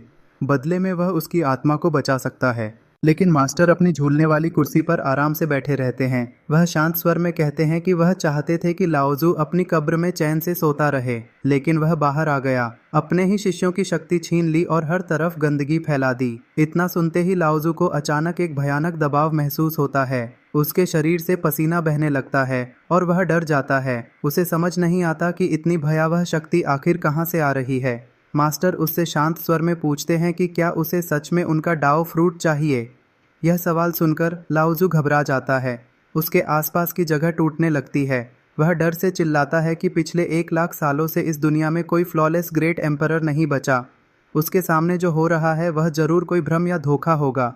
लेकिन मास्टर अब खड़े हो जाते हैं। वह कहते हैं कि साधना का असली उद्देश्य जीवन और मृत्यु की सीमाओं से ऊपर उठकर लोगों की रक्षा करना था, मगर लाओजू ने अपने ही लोगों का खून चूसकर खुद को जिंदा रखा है। वह एक परजीवी से ज्यादा कुछ नहीं है। इतना कहकर मास्टर उसकी सारी शक्ति, उसका दर्जा और उसकी उपलब्धियां छीन लेते हैं। फिर सुनहरी रोशनी की एक चमक के साथ लाओजू हमेशा के लिए नष्ट हो जाता है। कुनलुन सेक्ट के मास्टर अपने विशाल चमकते हुए हाथ से 3 सेक्ट लीडर्स को दबाकर सजा दे रहे होते हैं। वह कहते हैं कि बाकी लोग इन मूर्ख नेताओं के बहकावे में आ गए थे, इसलिए आज वह सिर्फ असली दोषियों को सजा देंगे। इसके बाद मास्टर बाकी सभी लोगों को आदेश देते हैं कि वे अपनी कल्टीवेशन का एक स्तर खुद नष्ट करें और वापस जोंगजोउ लौट जाएं। साथ ही वह घोषणा करते हैं कि आज के बाद 3000 डोमेन्स के नियम कुनलुन सेक्ट तय करेगा। मास्टर सख्त चेतावनी देते हैं कि अगर किसी ने कमज़ोर लोगों पर अत्याचार किया या इंसानों की बलि दी तो उसे तुरंत मौत की सज़ा मिलेगी। तभी आसमान से बिजली गिरती है। सभी लोग अपनी शक्ति का एक स्तर खत्म करके फ्लाइंग शिप्स में बैठकर लौट जाते हैं। इसी दौरान मास्टर के पीछे उनके पुरुष और महिला शिष्य आकर खड़े हो जाते हैं। दृश्य बदलकर ज़ांगतियन आइलैंड नाम के एक अंधेरे फॉरबिडन जोन में पहुंचता है।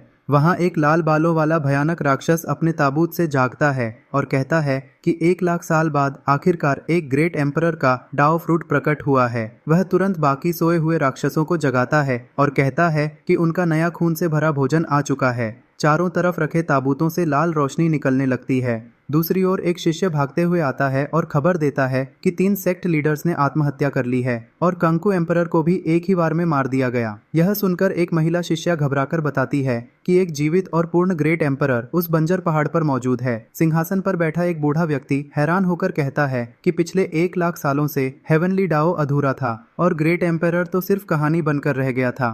बूढ़ा व्यक्ति यकीन नहीं कर पाता कि सचमुच एक ग्रेट एम्परर सामने आ गया है। उसके हाथ से एक टोकन गिर जाता है और उसी समय एक विशाल चमकता हुआ द्वार दिखाई देता है। इसके बाद अनगिनत फ्लाइंग शिप्स कुनलुन माउंटेन की ओर बढ़ती दिखाई देती है। विभिन्न बड़े सेक्ट्स और शक्तियों के नेता कीमती खजाने लेकर ग्रेट एम्परर की शरण में आने के लिए पहुंचते हैं। रास्ते में एक बोर्ड लगा होता है जिस पर लिखा होता है कि यह खतरनाक क्षेत्र है और आम लोग दूर रहें। कुनलुन सेक्ट का पुरुष शिष्य उन सभी का स्वागत करते हुए बताता है कि मास्टर का आदेश है कि वे किसी का उपहार स्वीकार नहीं करते और न ही किसी गुट का हिस्सा बनते हैं। वह यह भी कहता है कि अगर किसी ने कमजोरों को सताया या इंसानों की बलि दी तो उसका अंजाम भी उन 3 सेक्ट लीडर्स जैसा होगा।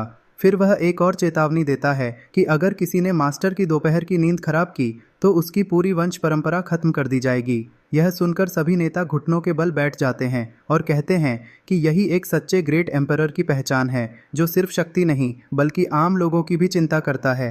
वे वादा करते हैं कि लौटने के बाद वे साधारण लोगों और अकेले कल्टीवेटर्स की रक्षा करेंगे। दूसरी तरफ मास्टर आराम से अपनी कुर्सी पर बैठे होते हैं। तभी उनके सामने एक नीला डिजिटल सिस्टम इंटरफेस खुलता है। सिस्टम घोषणा करता है कि कुनलुन सेक्ट की प्रसिद्धि अब 3000 डोमेन्स तक फैल चुकी है। मिशन पूरा होने पर मास्टर को 500 और 1000 प्रेस्टीज पॉइंट्स और सेक्ट प्रोटेक्शन अरे के लिए एक अपग्रेड स्क्रोल इनाम में मिलता है। इसके अलावा सिस्टम ज़ांगतियन आइलैंड में छिपी ब्रोकन एम्परर बेल की जानकारी भी देता है। सिस्टम बताता है कि मास्टर के वर्तमान कार्य ह्यूमन एम्परर के मार्ग के अनुरूप हैं। इनाम के रूप में मास्टर को एनलाइटनमेंट टावर भी मिलता है। यह एक अद्भुत टावर है जहां अंदर का समय बाहर की तुलना में 10 गुना धीमा चलता है। इसके अंदर सभी कल्टीवेशन लॉस पूर्ण हैं, जिससे साधकों की प्रगति बहुत तेजी से हो सकती है। मास्टर उस टावर को अपने सामने प्रकट करते हैं। ये चैन, ये चिंगहान, फायरवुल्फ और गोल्डन ड्रैगन सभी आश्चर्य से उसे देखने लगते हैं। ये चैन उत्सुकता से पूछता है कि यह दिव्य वस्तु आखिर क्या है। तब मास्टर बताते हैं कि यह एनलाइटनमेंट टावर है और इसके अंदर का एक दिन बाहर के 10 दिनों के बराबर है। इसके बाद मास्टर एक गंभीर बात बताते हैं। वह कहते हैं कि 3 होली लैंड्स के खत्म होने का मतलब यह नहीं कि दुनिया में शांति आ गई है। असली खतरा अभी भी फॉरबिडन लाइफ जोन्स में छिपा हुआ है। यह सुनकर ये चिंगहान बताती है कि अपने पिछले जन्म में वह स्वयं एक ग्रेट एम्परर थी, इसलिए वह जानती है कि सामान्य दुनिया अपेक्षाकृत सुरक्षित है, लेकिन असली अंधकार और विनाश फॉरबिडन जोन्स में छिपा रहता है। मास्टर उसकी बात सुनकर खुश होते हैं और कहते हैं कि उसकी पिछली जिंदगी की यादें अभी पूरी तरह खत्म नहीं हुई हैं। फिर मास्टर बताते हैं कि उन्होंने जानबूझकर अपना पूर्ण ग्रेट एम्परर ऑरा पूरी दुनिया के सामने प्रकट किया था ताकि सभी छिपे हुए राक्षस जाग जाएं। अब एक बड़ा अंधकार और विनाश आने वाला है। यह सुनकर ये चैन गुस्से में पूछता है कि क्या इन पागल राक्षसों को रोकने वाला कोई नहीं है। मास्टर शांत स्वर में जवाब देते हैं, पहले कोई नहीं था, लेकिन अब मेरा कुनलुन सेक्ट इस दुनिया की रक्षा करेगा। यह सुनते ही ये चेन और ये चिंगहान घुटनों पर बैठ जाते हैं और शपथ लेते हैं कि वे फॉरबिडन जोन्स को नष्ट करने के लिए मास्टर के साथ अपनी जान तक देने को तैयार हैं। गोल्डन ड्रैगन और फायर वुल्फ भी आगे बढ़कर अपनी दहाड़ से समर्थन जताते हैं। मास्टर उनके उत्साह को देखकर खुश होते हैं, लेकिन समझाते हैं कि ऐसे खतरनाक क्षेत्रों को सिर्फ जोश से नहीं जीता जा सकता। वह कहते हैं कि उन्हें जल्द से जल्द अपनी शक्ति बढ़ानी होगी ताकि वे भविष्य में उन राक्षसों का सामना कर सकें। इसके बाद वह दोनों शिष्यों को एनलाइटनमेंट टावर के अंदर जाकर क्लोज डोर कल्टीवेशन करने का आदेश देते हैं। दोनों शिष्य टावर के अंदर चले जाते हैं। बाहर से मास्टर कहते हैं कि टावर के अंदर के 10 साल बाहर की दुनिया के सिर्फ 1 साल के बराबर होंगे। अगर इतने संसाधनों के बाद भी वे एम्परर या ग्रेट सेज स्तर तक नहीं पहुंचे तो बाहर आने की जरूरत नहीं है।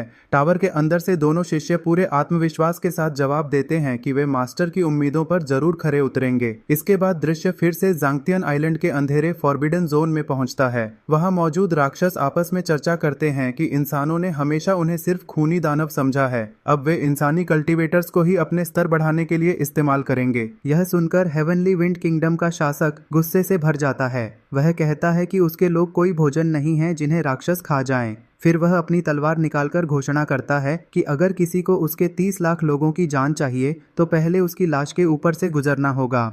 इसके बाद वह अपनी सेना को आदेश देता है कि सम्मान के साथ लड़ते हुए मरना राक्षसों का भोजन बनने से कहीं बेहतर है। उसकी पूरी सेना राक्षसों पर हमला कर देती है। लाल बालों वाला राक्षस नेता जोर जोर से हंसता है और कहता है कि अगर ये चींटियां मरना चाहती हैं तो वह उनकी इच्छा पूरी कर देगा। इसके साथ ही वह एक भयानक लाल ऊर्जा हमला छोड़ता है। लेकिन ठीक उसी समय कुनलुन सेक्ट का पुरुष शिष्य ये चैन अपनी चमकती तलवार के साथ मैदान में प्रवेश करता है। वह एक ही वार में उस विनाशकारी हमले को काट देता है। ये चैन कहता है कि उसके मास्टर ने सिखाया है कि ताकतवर का कर्तव्य कमजोरों की रक्षा करना है। फिर वह गुस्से से राक्षसों की ओर देखते हुए कहता है कि उनकी मौजूदगी में ये निर्दयी जानवर आम लोगों को बलि चढ़ाने की हिम्मत कैसे कर सकते हैं। यह देखकर जांगतियन आइलैंड का राक्षस हैरान हो जाता है और पूछता है कि आखिर वह कौन है और उनके मामलों में दखल देने की उसकी हिम्मत कैसे हुई। ये चैन अपनी तलवार घुमाते हुए जवाब देता है, मैं वह हूँ जो तुम्हारी जान लेने आया है। इतना कहकर वह जोर से ग्रेट डेसोलेट ओपनिंग हेवन चिल्लाता है और एक बेहद शक्तिशाली सोर्ड स्लैश छोड़ता है जो सीधे राक्षसों की तरफ बढ़ता है। दुश्मन पक्ष का एक लड़का एक सफेद धमाके से टकरा जाता है और हैरान रह जाता है कि कोई इतना ताकतवर कैसे हो सकता है। तभी 2 लाल बालों वाले दुश्मन वहां से भागने लगते हैं, लेकिन एक सफेद बालों वाली लड़की उनके सामने आ जाती है। वह उनसे पूछती है कि क्या उन्हें लगता है कि वे बचकर निकल जाएंगे। इसके बाद वह अपनी बर्फ की शक्ति होंगमेंग बिंगफेंग का इस्तेमाल करती है और दोनों को बर्फ में जमा देती है। अगले ही पल वह बर्फ को तोड़ देती है, जिससे दोनों दुश्मन टुकड़ों में बिखर जाते हैं। तभी आसमान से चमकदार रोशनी उतरती है और महल के सामने मौजूद सभी लोग और सैनिक खुशी मनाने लगते हैं। एक सफ़ेद बालों और दाढ़ी वाला बुजुर्ग घुटनों के बल बैठकर उसका धन्यवाद करता है और कहता है कि लोग इस उपकार को कभी नहीं भूलेंगे। इसी दौरान काले कपड़ों में ये चेन वहां पहुंचता है। वह बुजुर्ग को सहारा देकर खड़ा करता है और कहता है कि एक साधारण इंसान होकर लोगों की रक्षा करना बहुत बड़ी बात है। फिर वह सबके सामने अपना परिचय देते हुए कहता है कि वह नानहुआंग कुनलुन जोंग का बड़ा शिष्य ये चेन है। इसके बाद ये चेन बताता है कि उसके शिजुन यानी मास्टर का आदेश है कि इस दुनिया के हर जीव को जीने का अधिकार है। वह घोषणा करता है कि आज से तियानफेंग राज्य और इस दुनिया के सभी सामान्य राज्यों की रक्षा कुनलुन जोंग करेगा। वह साफ कहता है कि अगर कोई भी प्रतिबंधित क्षेत्र या खतरनाक शक्ति इन राज्यों पर हमला करेगी तो वह उन्हें एक एक करके खत्म कर देगा। उसके पीछे एक विशाल सुनहरी रोशनी का स्तंभ खड़ा हो जाता है। दूसरी तरफ एक पहाड़ पर सफेद बालों वाले वूचवे दादी खड़े होते हैं। वह सोचते हैं कि उनके शिष्य ये चेन ने जाओ हुआ वुदाओ टावर में न सिर्फ अपनी शक्ति बढ़ाई है बल्कि उसका स्वभाव भी बिल्कुल उन्हीं जैसा हो गया है। उन्हें सबसे ज्यादा खुशी इस बात की होती है कि उनके शिष्य का दयालु और न्यायप्रिय दिल अब पूरी तरह मजबूत हो चुका है। वूचवे दादी आगे बढ़ते हुए कहते हैं कि जब उनके शिष्य बाहर आग बुझा रहे हैं तो एक मास्टर घर पर आराम नहीं कर सकता। अगर दुश्मनों को खून का भोजन चाहिए तो वह खुद उन्हें एक बड़ा भोजन देने जा रहे हैं। यह कहकर वह एक पोर्टल के अंदर प्रवेश कर जाते हैं। इसके बाद एक अंधेरी और डरावनी जगह दिखाई जाती है जहां लाल चांद के नीचे अनगिनत ताबूत जंजीरों से बंधे हुए हैं। तभी एक पुराना ताबूत खुलने लगता है। उसमें से लंबे नाखूनों वाला एक हाथ बाहर निकलता है। एक गंजा लाल आंखों वाला बूढ़ा खांसते हुए कहता है कि उनके भेजे हुए लोगों की शक्ति खत्म हो गई है और तियानफेंग राज्य से खून का भोजन नहीं आया।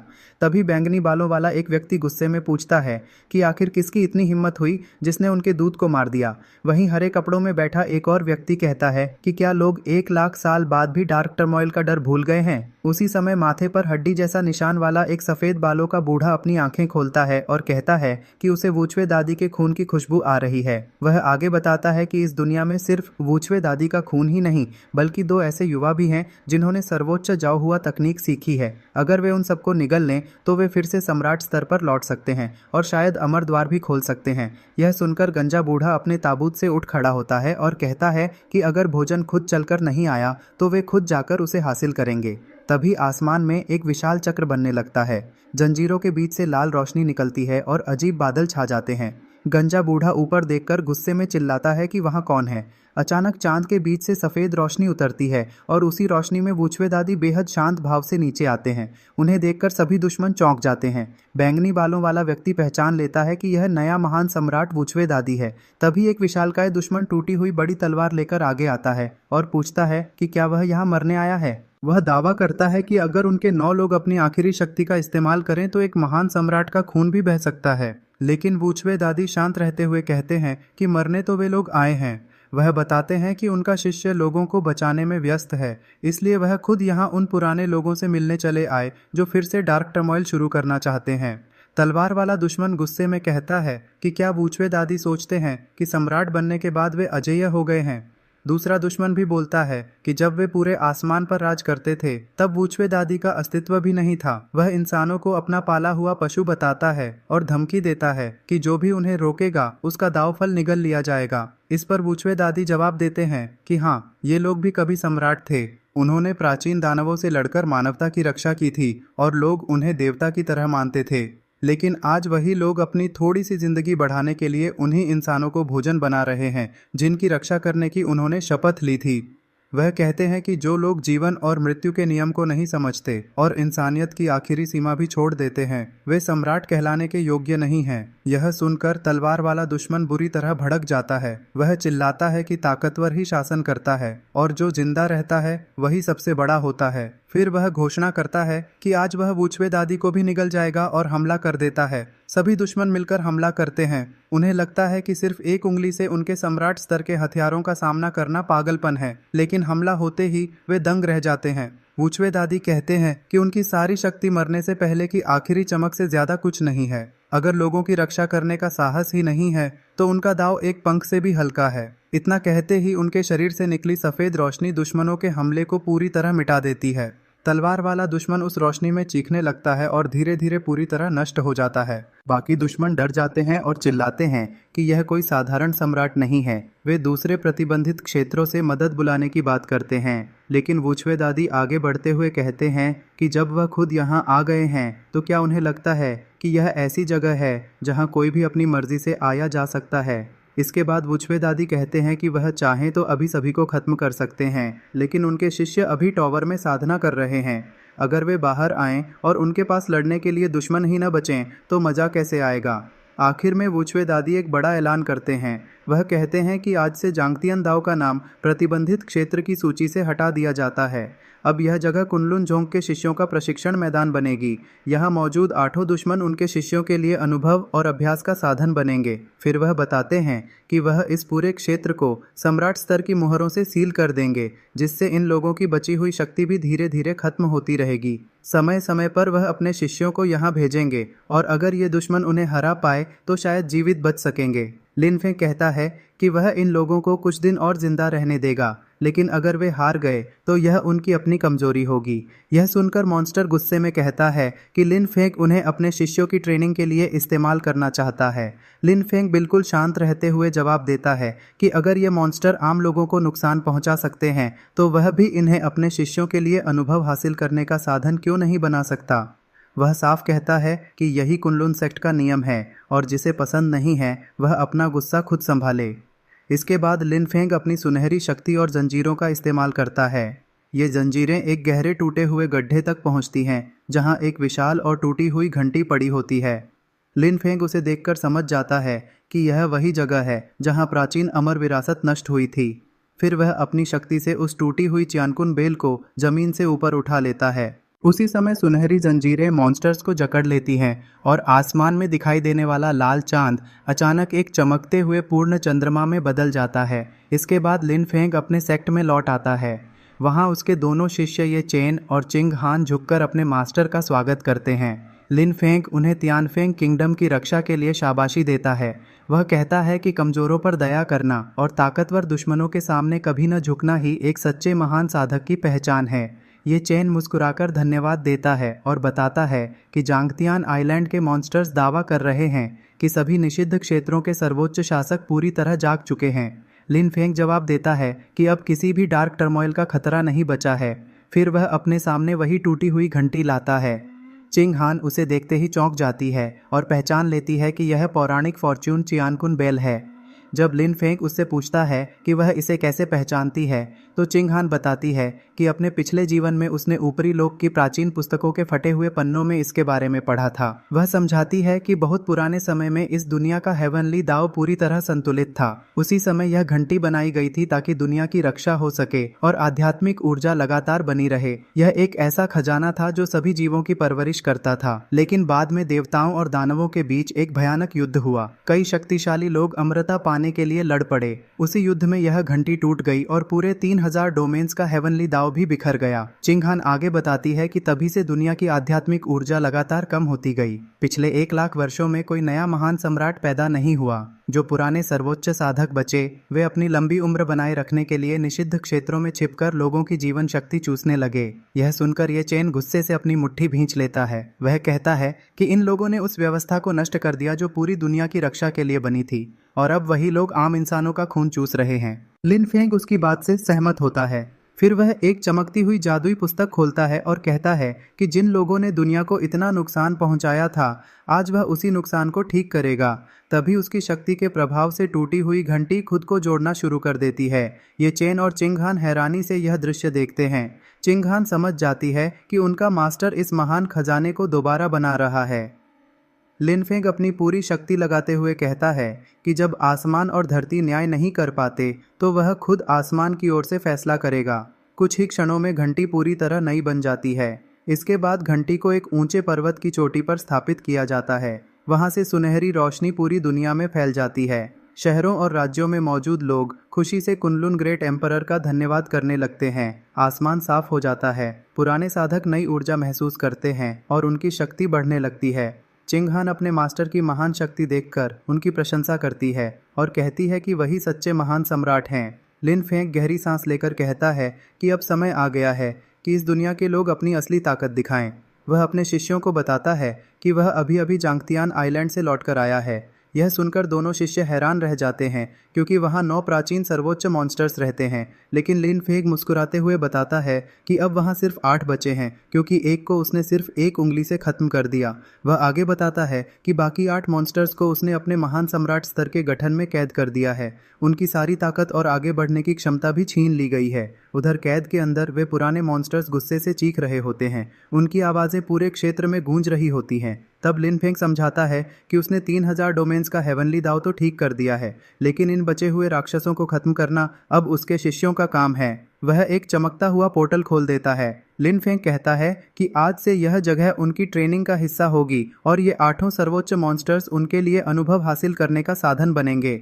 वह उन्हें याद दिलाता है कि वे पहले ही 3 साल तक एनलाइटनमेंट टावर में प्रशिक्षण ले चुके हैं। अब समय आ गया है कि वे अपनी असली ताकत दिखाएं। वह दोनों को आदेश देता है कि अंदर जाकर इन मॉन्स्टर्स से लड़ें। अगर वे उनकी बची हुई शक्ति हासिल नहीं कर पाए तो वापस आकर खाना खाने की ज़रूरत नहीं है। ये चेन आत्मविश्वास से कहता है कि वह यह मिशन ज़रूर पूरा करेगा। दूसरी तरफ निषिद्ध क्षेत्र के अंदर मॉन्स्टर्स गुस्से में चिल्ला रहे होते हैं। वे शिकायत करते हैं कि मुहर की वजह से उनकी शक्ति दब गई है और लिन फेंग ने उन्हें पिंजरे के पक्षी जैसा बना दिया है। कुछ मॉन्स्टर्स मजाक उड़ाते हुए कहते हैं कि चाहे जो भी अंदर आए, अगर वह खुद लिन फेंग नहीं है तो वे उसे खा जाएंगे और जिंदा पकड़कर मुहर भी खुलवा लेंगे। तभी अचानक पोर्टल खुलता है और ये चेन अंदर प्रवेश करता है। उसकी शक्ति देखकर मॉन्स्टर्स चौंक जाते हैं क्योंकि वह ग्रेट सेंट स्तर की चोटी पर पहुंच चुका होता है। उसके बाद चिंग हान भी आती है और उसकी शक्ति लगभग क्वासी एम्परर स्तर की होती है, जिसे देखकर मॉन्स्टर्स को यकीन ही नहीं होता। एक मॉन्स्टर उनका मजाक उड़ाते हुए पूछता है कि क्या उनका मास्टर उन्हें भोजन बनाकर भेजा है। दूसरा कहता है कि उसने 30,000 साल से इतना युवा और शक्तिशाली इंसान नहीं देखा। लेकिन ये चेन मुस्कुराकर जवाब देता है कि यह बहुत अच्छी बात है क्योंकि उसके मास्टर ने कहा था कि ये सभी सिर्फ अनुभव हासिल करने वाले लक्ष्य हैं। वह देखना चाहता है कि ये उसकी तलवार के कितने वार झेल सकते हैं। इतना कहते ही वह अपना कैओस स्वॉर्ड बॉडी सक्रिय करता है और आसमान की ओर एक जबरदस्त तलवार प्रहार करता है। एक मॉन्स्टर उसे अपने हाथों से रोकने की कोशिश करता है। वह दावा करता है कि उसका शरीर अमर धातु जैसा मजबूत है और ये चेन खुद मौत को बुला रहा है, लेकिन अगले ही पल वह प्रहार उसे पीछे धकेल देता है। ये चेन तुरंत उसका मजाक उड़ाते हुए पूछता है कि क्या उसकी ताकत बस इतनी ही थी। मॉन्स्टर हैरान रह जाता है और पूछता है कि आखिर उसने कौन सी तकनीक सीखी है जिसने उसकी रक्षा को तोड़ दिया। इसके बाद ये चेन लगातार तलवार के प्रहार करता है और उस मॉन्स्टर को पूरी तरह दबा देता है। गंभीर रूप से घायल मॉन्स्टर बाकी साथियों को चिल्लाकर बुलाता है और कहता है कि सब मिलकर हमला करें क्योंकि इस लड़के में कुछ अजीब है। उसी समय चिंग हान भी आगे बढ़ती है और शांत स्वर में कहती है कि अब उनका सामना उससे होगा। फिर वह अपनी बर्फ की शक्ति एब्सोल्यूट जीरो का इस्तेमाल करती है। कुछ ही पलों में जमीन और आसपास मौजूद मॉन्स्टर्स बर्फ में जमने लगते हैं। एक मॉन्स्टर डरकर चिल्लाता है कि उसकी बर्फ की शक्ति तो प्राचीन आइस ड्रैगन से भी ज्यादा शुद्ध और खतरनाक है।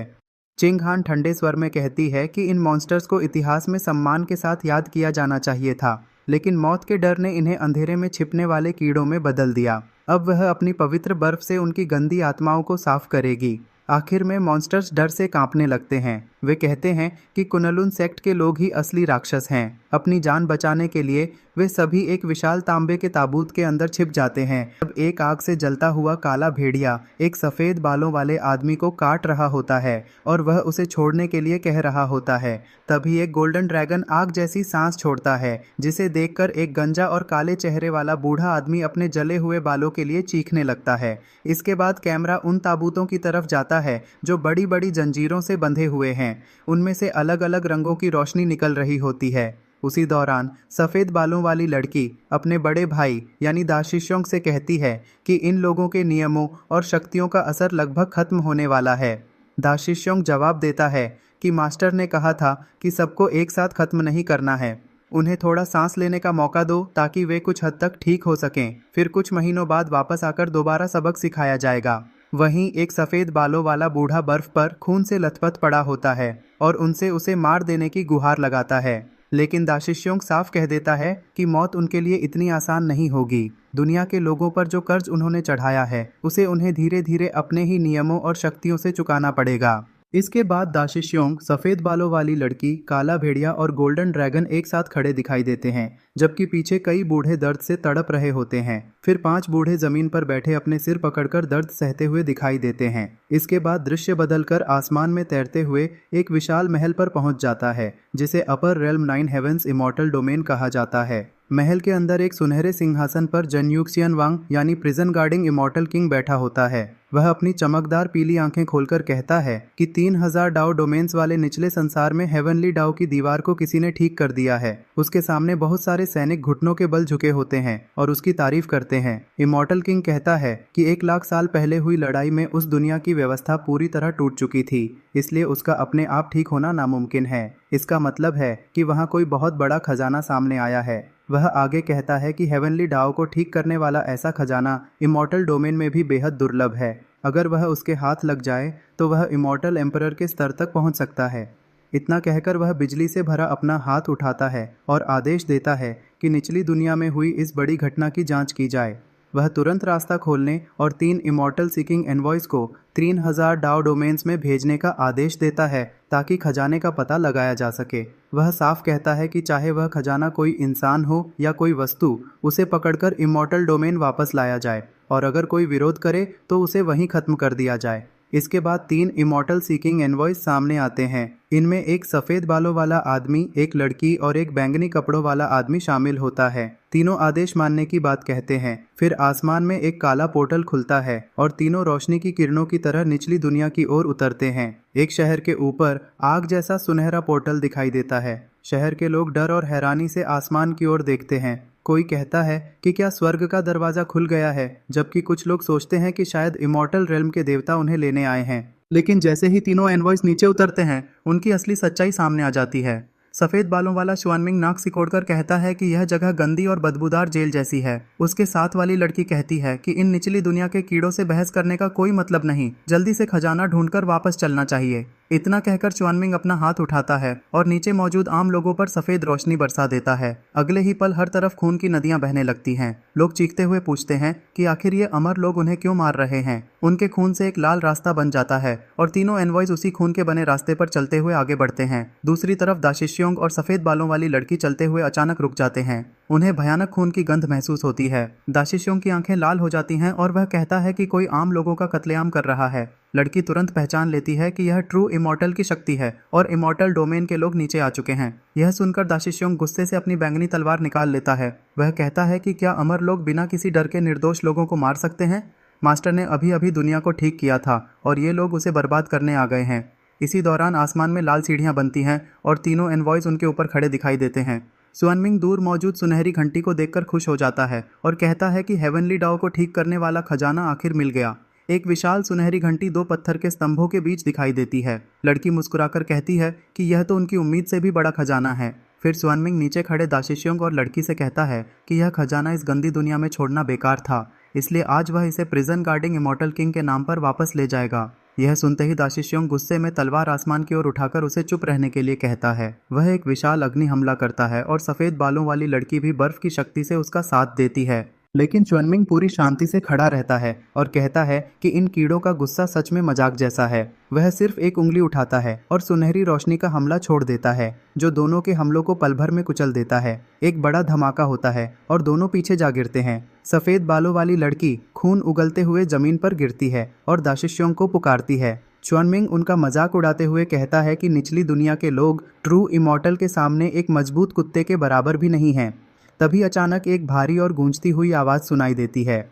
आवाज़ कहती है कि बड़ी मुश्किल से इस दुनिया के नियमों को ठीक किया गया था और ये तीनों मूर्ख न सिर्फ उस व्यवस्था को तोड़ रहे हैं, बल्कि मासूम लोगों की लाशों पर चलकर कुनलुन माउंटेन तक आ पहुंचे हैं। अगले ही पल काले कपड़ों और लंबे बालों वाला मास्टर सुनहरी रोशनी के साथ प्रकट होता है। उसे देखते ही तीनों एनवॉयज के चेहरे का रंग उड़ जाता है। शुआनमिंग तक के माथे पर पसीना आ जाता है और वह डरते हुए पूछता है कि आखिर वह कौन है। मास्टर शांत स्वर में जवाब देता है कि वे लोग यह जानने के लायक नहीं हैं कि वह कौन है, लेकिन एक बात तय है, आज उनमें से कोई भी जिंदा वापस आसमान नहीं जाएगा। यह सुनकर लड़की घबराकर पूछती है कि एक साधारण निचली दुनिया का एम्परर इतनी शुद्ध और शक्तिशाली अल्टीमेट दाओ शक्ति कैसे रख सकता है। मास्टर कहता है कि वह इस स्तर तक कैसे पहुंचा, यह जानने की जरूरत मरने वालों को नहीं होती। फिर वह पूछता है कि टियांगसिंग सिटी के लाखों निर्दोष लोगों को क्या इन्हीं लोगों ने मारा था। लड़की घमंड से जवाब देती है कि हाँ, तो क्या हुआ, वे ऊपरी दुनिया के ट्रू इमॉर्टल्स हैं और उन कीड़ों का उनके पैरों तले मरना ही उनकी किस्मत थी। वह धमकी देती है कि अगर उन्हें कुछ हुआ तो प्रिजन गार्डिंग इमॉर्टल किंग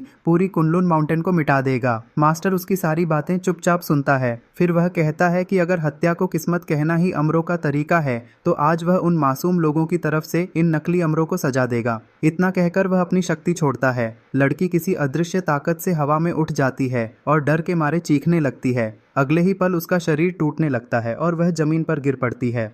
लड़की मदद के लिए चीखती है, लेकिन अगले ही पल पूरी तरह नष्ट हो जाती है। यह देखकर बैंगनी कपड़ों वाला आदमी घबराकर चिल्लाता है कि तुरंत इमॉर्टल डोमेन भागकर इमॉर्टल किंग को खबर देनी होगी। वह और शुआनमिंग दोनों आसमान में बने पोर्टल की ओर भागने लगते हैं, लेकिन मास्टर ऊपर देखकर मुस्कुराता है और पूछता है कि क्या वे सच में भाग पाएंगे।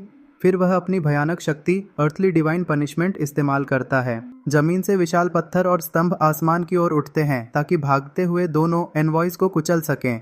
वह सफ़ेद बालों वाला आदमी जंजीरों में बंधा हुआ होता है और चीखकर कहता है कि उसे मारा नहीं जा सकता क्योंकि वह जन्यू किंग का आदमी है। लेकिन तभी लिन फेंग अपनी ताकत वॉइड कंडेंसेशन सोर्ड का इस्तेमाल करता है।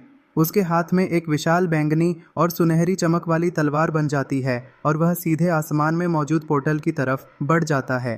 पोर्टल के अंदर से एक गुस्से भरी आवाज़ आती है जो उसे रुकने के लिए कहती है। उसी समय एक विशाल बैंगनी ऊर्जा का हाथ बाहर निकलता है। नीचे खड़े लिन फेंग के दोनों शिष्य, एक लड़का और एक नीले बालों वाली लड़की, हैरानी से ऊपर देखने लगते हैं। लिनफेंग विशाल सुनहरी घंटी के सामने खड़ा होकर हंसता है और कहता है कि अगर किसी का हाथ इतना लंबा निकल आया है तो उसे काट देना चाहिए।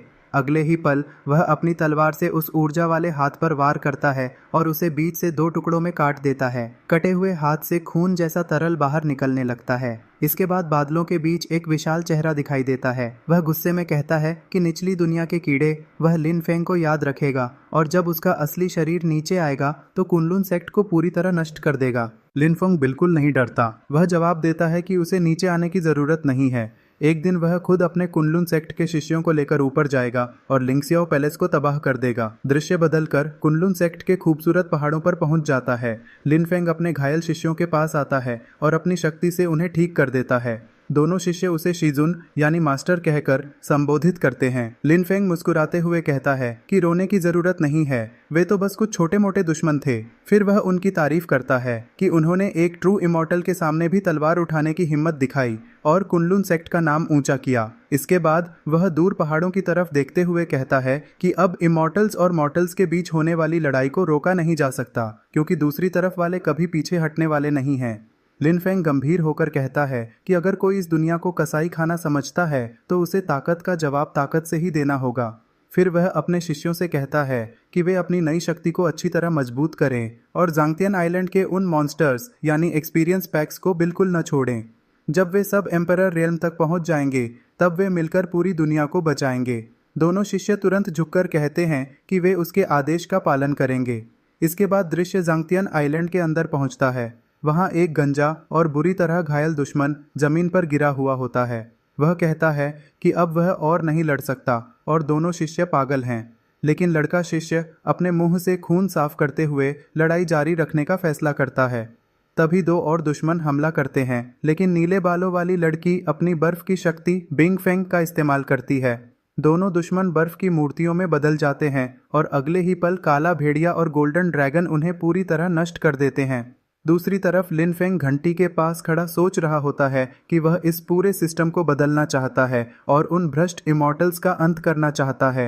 अचानक उसकी आंखों के सामने एक विशाल सेना दिखाई देती है और सिस्टम की आवाज़ सुनाई देती है कि रियल्म वाइड वॉइस ट्रांसमिशन शुरू हो चुका है। लिनफेंग आगे बढ़ता है और सिस्टम बताता है कि उसकी आवाज़ अब 3000 रियल्म्स के हर जीव तक पहुंचेगी। इसके बाद लिनफेंग पूरी दुनिया से कहता है, मैं कुनलुन सेक्ट का मास्टर लिनफेंग हूँ। उसकी आवाज़ पूरी दुनिया में गूंजने लगती है। किसान, राजा, साधारण लोग और कल्टीवेटर्स सभी उसे सुनते हैं। साथ ही आसमान से सुनहरी रोशनी के स्तंभ जमीन पर उतरने लगते हैं। लिनफेंग कुनलुन ग्रेट एम्परर के नाम पर नए नियमों का ऐलान करता है। वह कहता है कि कुनलुन माउंटेन के नीचे कुनलुन डाओइस्ट एकेडमी बनाई जाएगी। उस दौरान एक बूढ़ा गरीब आदमी और एक युवा तलवारबाज दिखाई देते हैं, जबकि लिनफेंग समझाता है कि चाहे कोई राजा हो, गरीब हो या बिल्कुल साधारण इंसान जिसके पास कोई विशेष शक्ति न हो, अगर उसका दिल साफ है तो वह इस एकेडमी में शामिल हो सकता है। यह सुनकर लोग खुशी से झूम उठते हैं और ग्रेट एम्परर की जय बोलते हुए कुनलुन माउंटेन की तरफ चल पड़ते हैं। लिनफेंग यह सब देखकर खुश होता है और कहता है कि यही वह दुनिया है जिसका उसने सपना देखा था। लेकिन तभी जेन्यू शियानवांग की गुस्से भरी आवाज़ फिर से सुनाई देती है। वह कहता है कि लिनफेंग ने उसके आदमी को मार दिया और अब आम लोगों को भी सिखाने लगा है। वह फैसला करता है कि सबकी उम्मीदें तोड़ने के लिए जुएदी तियानटोंग नाम की शक्ति का इस्तेमाल करेगा। अचानक पूरे आसमान में विशाल जंजीरें और काली ऊर्जा फैल जाती है। वे पूरी दुनिया को घेरकर बंद कर देती हैं। लोग डरकर आसमान की ओर देखते हैं और समझ नहीं पाते कि अचानक अंधेरा क्यों छा गया। फिर जेन्यू शियानवांग अपना नाम बताता है और कहता है कि लिनफेंग ने बहुत बड़ा अपराध किया है। इसके बाद वह हेवनली गेट यानी फेइशेंग तियानमेन को हमेशा के लिए बंद कर देता है ताकि निचली दुनिया का कोई भी व्यक्ति ऊपर न जा सके। इतना ही नहीं, वह घोषणा करता है कि अब इस दुनिया की सारी स्पिरिचुअल एनर्जी को लगातार खींचकर खत्म कर दिया जाएगा। वह लिनफेंग से कहता है कि उसके दुश्मन बनने का यही परिणाम होता है और वह पूरी दुनिया को धीरे धीरे तड़पकर मरते हुए देखेगा। यह सुनकर आम लोग घबरा जाते हैं। उन्हें लगता है कि अब उनका भविष्य खत्म हो गया है और उनकी सारी शक्ति भी धीरे धीरे खत्म हो जाएगी। लेकिन लिनफेंग जोर से हंस पड़ता है। वह कहता है कि वह तो समझ रहा था कि कोई बहुत बड़ी चाल होगी, लेकिन यह तो बस इतना ही था। फिर वह पूरी दुनिया के लोगों से कहता है कि ऊपर देखो, वह समझाता है कि एक मामूली जंजीर इंसानों की हिम्मत को नहीं तोड़ सकती। लिन फेंग आगे कहता है कि कुनलुन एकेडमी ने लोगों को इसीलिए नहीं सिखाया कि वे उन भ्रष्ट इमॉर्टल्स के गुलाम बन जाएं। फिर वह जोर से घोषणा करता है कि अगर उन डरपोक इमॉर्टल्स ने दरवाजा बंद कर दिया है तो वे अपनी ताकत बढ़ाएंगे। वे दरवाजा खटखटाने नहीं जाएंगे बल्कि उनकी छत तोड़कर ऊपर पहुंचेंगे। यह सुनकर पूरी दुनिया के लोग जोश से भर जाते हैं। वे चिल्लाते हैं कि वे ग्रेट एम्परर के साथ हैं और एक दिन इमॉर्टल रेल्म तक पहुंचेंगे। उसी समय अरबों लोगों की उम्मीदें, विश्वास और इच्छा शक्ति एक साथ इकट्ठी होने लगती है। पूरी दुनिया सुनहरी रोशनी से चमक उठती है। लिन फेंग घोषणा करता है कि अगर आसमान अन्याय करेगा तो वह उससे भी ज्यादा ताकतवर बनेगा और अगर इमॉर्टल्स गलत रास्ते पर चलेंगे तो वह उन्हें खुद खत्म कर देगा। अंत में उसका एक साथी और शिष्य मुस्कुराते हुए कहता है कि मास्टर की यह चाल कमाल की थी। इमॉर्टल सोचते हैं कि दरवाज़ा बंद करके उन्होंने सब कुछ खत्म कर दिया है, लेकिन उन्हें यह नहीं पता कि अरबों लोगों की उम्मीद और हिम्मत किसी भी स्पिरिचुअल एनर्जी से कहीं ज़्यादा शक्तिशाली होती है। लिन फेंग दादी पहाड़ पर बैठकर चाय पी रहे होते हैं। तभी वह कहते हैं कि पानी नाव को चला भी सकता है और डुबो भी सकता है। उनके मुताबिक इमॉर्टल रियलम बहुत लंबे समय से ऊंचाई पर बैठा हुआ है और वह यह भूल चुका है कि कभी वह भी आम इंसानों की तरह था। लिन फेंग आगे कहते हैं कि जब कोई लोगों को कीड़े मकोड़े समझने लगता है तो आखिरकार उसी जनता के हाथों उसका पतन भी तय हो जाता है। इसके बाद वह समय का हिसाब लगाते हैं और बताते हैं कि बाहर की दुनिया में 5 साल गुजर चुके हैं, लेकिन क्रिएशन एरे के अंदर पूरे 50 साल बीत चुके हैं। उन्हें लगता है कि अब उनके दोनों शिष्यों की ट्रेनिंग पूरी हो जानी चाहिए। इसी दौरान दृश्य झांगतियान आइलैंड की गहराइयों में पहुंचता है, जहां सुनहरे घेरे के बीच ये चेन और सू छिंगहान ध्यान में बैठे हुए दिखाई देते हैं। कुछ देर बाद ये चेन अपनी आंखें खोलता है और उसकी आंखों से सुनहरी रोशनी निकलने लगती है। उसके सामने जंजीरों में बंधे बूढ़े सुप्रीम्स भी जाग जाते हैं। उनमें से एक गंजा बूढ़ा कहता है, यह 50 साल बीत चुके हैं। वह अपने पिछले 1 लाख सालों को याद करता है, जब जिंदा रहने के लिए उसने इंसानों को खाया और अंधेरे में छिपकर एक चूहे जैसी जिंदगी जी। फिर वह मानता है कि यह सब एक बुरा सपना था। दूसरा बूढ़ा भी उसकी बात से सहमत होता है। इसके बाद वह दोनों शिष्यों से कहता है कि पिछले 50 सालों में उन्होंने उन्हें लगातार उनके पापों और गलत रास्तों का सामना कराया, जिसकी वजह से उनका बुरा कर्म धीरे धीरे खत्म हो गया। इतना ही नहीं, उन्हें अपने जीवन का असली उद्देश्य भी याद आ गया। जब उन्होंने पहली बार साधना शुरू की थी और लोगों की रक्षा करना चाहा था, तभी सुनहरी रोशनी चारों तरफ फैलने लगती है। ये चैन खड़ा होकर आदर से कहता है कि इन बुजुर्गों पर दुनिया का बहुत बड़ा खून का कर्ज था, लेकिन इन 50 सालों में उन्होंने अपनी शक्ति और अपने नियमों से वह कर्ज चुका दिया है। अब उनका हिसाब पूरा हो चुका है और वे आज़ाद हैं। यह सुनते ही सभी बूढ़े रोशनी के रूप में बदलने लगते हैं। उनमें से एक भावुक होकर धन्यवाद देता है और कहता है कि अगर उसे अगला जन्म मिला तो वह कुनलुन दाओ अकादमी में एक साधारण झाड़ू लगाने वाला इंसान बनना पसंद करेगा, लेकिन फिर कभी अमृता के पीछे नहीं भागेगा। इसके बाद सभी आत्माएं आसमान की ओर उड़ जाती हैं। फिर स्क्रीन पर दिखाया जाता है कि ये चेन और सू छिंगहान सफलतापूर्वक ग्रेट एम्परर रियल्म में पहुंच चुके हैं। ये चेन की आंखों में सुनहरे चिन्ह दिखाई देते हैं, जबकि सू छिंगहान की आंखों से नीली रोशनी निकलती है और उसके माथे पर लाल निशान उभर आता है। दोनों एक दूसरे की तरफ देखते हैं और उनकी शक्तियां आसमान की ओर उठने लगती हैं। तभी इमोर्टल दाओ चेन उन्हें खत्म करने की कोशिश करती है। आसमान के पोर्टल से काली जंजीरें नीचे उतरती हैं। ये चेन गुस्से में कहता है कि इमोर्टल रियलम की ये जंजीरें कुनलुन सेक्ट की तलवार को नहीं रोक सकती। वह अपनी तलवार निकालकर उड़ जाता है और सू छिंगहान को अपने साथ आने के लिए कहता है। सू छिंगहान भी तुरंत तैयार हो जाती है। इसके बाद दोनों मिलकर हमला करते हैं। ये चेन अपनी जबरदस्त तलवार कला का इस्तेमाल करता है, जबकि सू छिंगहान अपनी बर्फ की शक्ति एब्सोल्यूट जीरो छोड़ती है। काली जंजीरें जमने लगती हैं और फिर टूटना शुरू हो जाती हैं। नीचे खड़ी सेना यह सब देखकर हैरान रह जाती है। जंजीरें पूरी तरह टूट जाती हैं और दोनों विजयी होकर वापस उतरते हैं। वे आदर से लिन फेंग दादी को बताते हैं कि उन्होंने एम्परर रियलम में प्रवेश कर लिया है और इमोर्टल रियलम की जंजीरों को भी तोड़ दिया है। लिन फेंग उन्हें देखकर खुश हो जाते हैं और कहते हैं कि उनकी सारी मेहनत सफल हो गई। वह बताते हैं कि कई सालों की साधना और लगातार युद्धों ने उनके शिष्यों की नींव को बेहद मजबूत बना दिया है। इसके बाद लिन फेंग अपना हाथ आगे बढ़ाते हैं और एक विशाल सुनहरी घंटी उनके हाथ में आ जाती है। फिर वह अपने शिष्यों को आदेश देते हैं कि वे अपनी सेना को इकट्ठा करें। लिन फेंग जोश से घोषणा करते हैं कि अब समय आ गया है कि वे अपने मास्टर के साथ ऊपरी दुनिया यानी अपर रियलम में प्रवेश करें और वहां एक ऐसा छेद कर दें जिसे कोई कभी भूल न सके। इतना कहकर लिन फेंग विशाल सुनहरी घंटी को उठाते हैं और बिजली से भरे आसमानी पोर्टल की तरफ उड़ जाते हैं। उनके पीछे एक नए युद्ध की शुरुआत का संकेत दिखाई देता है और यहीं पर यह एपिसोड खत्म हो जाता है।